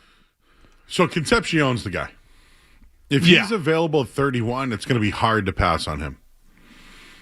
The only other thing I wonder is, like, okay, this is my draft conversation is this. I agree with you. Edge is probably where they need to go. What position can they get under for 5 years control? Right? Because whatever you want about Will Campbell or whatever, Will Campbell's now got 4 more years under contract. He's here. Do you know what I'm saying? Yeah. If they pick up his fifth-year option. Right, you got the first-round pick, you get the fifth-year option. Yeah. So, like, he's at least here. Is there another position of value that you want that type of control? They don't have a linebacker. They don't, right? They need a linebacker, yeah. So it's linebacker, or edge linebacker, whatever. They need an inside linebacker. Like I would say. defensive end, Barmore just signed the extension, right? So I mean, he's at least here. Just thinking of the rest of the team, but they need an edge guy. Like corner, you're probably going to lock up. Carlton Davis is under contract at least for 1 more year with money. They just brought in that kid Vidal from Tampa. Yeah, I mean he's gonna push. He's physical. He's gonna be like the 4th cornerback though. He is very physical. Played with Carlton Davis in Tampa Bay too. Yeah, but I'm just saying they don't have like guys long term. Corner would be another guy. I don't think it's necessary to get another corner in this draft. Not this year. That high. Right. Not this year. Yeah, the receiver thing, like, I just think they can. I've always been on the side of you got to block it first. You got to figure out the blocking, and they've addressed it. So I can't say they haven't addressed the blocking concerns. That was number 1 on the list for me. And I get it that you want to get that game-breaking receiver. You want to get the difference maker, the coverage dictating guy. But I'd rather shore up that pass rush because I think the way they're set up right now, I think you can make it work the best you can with what they have right now for weapons. And there will be little moments throughout the season where it pops up where it's like they could have used another weapon there. And we'll come out of the season saying they need better weapons. The no pass rush, no edge rush, that's going to show up every week. And it's going to be very frustrating if they don't really address that. And the thing is, it's a deep draft at that position, so they might be able to get a legit edge rusher in the 2nd round. Mm-hmm. But I wouldn't mind it if they were really aggressive with it. If they like 2 of their first 3 picks or something like that. I would say for next year, you have Jermont Jones, Milton Williams, and Christian Barmore under contract past the next season. Mm-hmm. Doesn't mean they're going to be with him the next season. There's no one on that other side. There's literally no one on that other side. You got to draft the guy, and you probably plug and play him. The one thing I also like about this is probably Mike Vrabel's first real pick. I wouldn't be opposed for them moving back. Like 31, you get the extra 5th year. So I like that. But they're also guaranteed bigger money and all this and that. If they somehow just moved back to like with the Jets, 33 or just something to that degree. Is it Jets? No, Jets would be, Jets are 33. I'm just giving an analogy. Like, what if they want, I heard Barth talking about Ty Simpson. What if they want to draft their next quarterback? Would the Patriots trade with the Jets? I would, wouldn't you? To move back to and fleece him for next year? Yeah, I mean, if you know your guy is going to fall to you, that would be a crafty move. I'd be okay with them staying at 31 and just take the best player available. Concepcion, I'd be in on, though. If Concepcion falls and you can probably get an edge rusher in the second round, I'd be in on that idea. I think Concepcion will be a great fit. What was I going to say? Oh, yeah. So I've been doing, you know how Pro Football Focus lets you do your own mock drafts. You can do all 7 rounds if you want. I've noticed that for the Patriots and for their needs and for guys that fit them, they might be better suited trading back in the second and or third round. If they traded down from, I think it's 63 into the 70s, or even if they moved up in the third round, if they pick in like, you know, in the 70s as opposed to 63 and 95 or whatever it is. Like I think that they'd be better suited for that. And they you know, pick up more assets, and then they could maybe move up to take one of the best day 3 guys available. That's sort of what I'm coming to the conclusion about doing these mock drafts. While you're doing it, go to like the 6th and 7th round and maybe some undrafted guys. Let me know some quarterbacks that they might be sniffing around on. Haven't exactly dove in on the quarterback class. Well, listen. Wouldn't call that a position. What if Tommy DeVito goes down? Yeah. They got to call Dobbs back? They got to get don't they need a veteran? That's a young quarterback room. If it's just May and DeVito, you need a veteran who's used to that third string spot. Maybe Ryan Tannehill's. He didn't play last year. Maybe Vrabel misses him. Have him run scout team. Bailey Zappi around? He's on the Jets. He's on the Jets. Speak of the Jets. Yeah. All right, Matt. It's been real. Today went by really fast, huh? Hey, it flew by, yeah. Thank you. I'm glad. Flies by when you're having a good, fun conversation. See, that's what Jeff tells me every week. Poor Ryan Watson. He'll never. You did it again. He'll never be Randy Watson. He'll never be Ryan Watson. I can't get it right now. You're never going to get it right. All right, check out Matt Dolloff, everybody. He's going to come up with his mock draft stuff, hockey stuff with the Bruins and the playoffs. Of course, the Red Sox and Connolly Early, who's on the mound right now. Jeff Williams, excellent job as always, sir. Matt, any parting words? I love doing radio with you, Joe. This was fun. Thanks, Matt. Hopefully more opportunities in the future. I am open to all opportunities of working with anybody, including Mark Dondero, who will be... Are you on by yourself today? Oh, yeah, and you're going to watch the Red Sox game, too? Can't wait to hear your thoughts on the ABS. Did you see that yesterday, Mark? I am ready. I'm driving to Quincy right now. I'm going to have you on the whole way. So I am ready to hear Mark Dondero's thoughts on the ABS. There we go. All right, everybody, I'm out of here. Back here tomorrow night at 7 o'clock. Thanks, Matt Dolloff. Jeff back there as well. I see George and little George back there. We're all curious, George. All right, we'll go out of here. Mark Dondero coming up next on 98.5 The Sports Hub.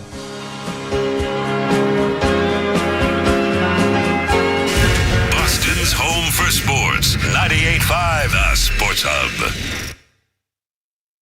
This is Sean Grande. It's game day for your Boston Celtics. Tune in to the 98.5 The Sports Hub Celtics Radio Network.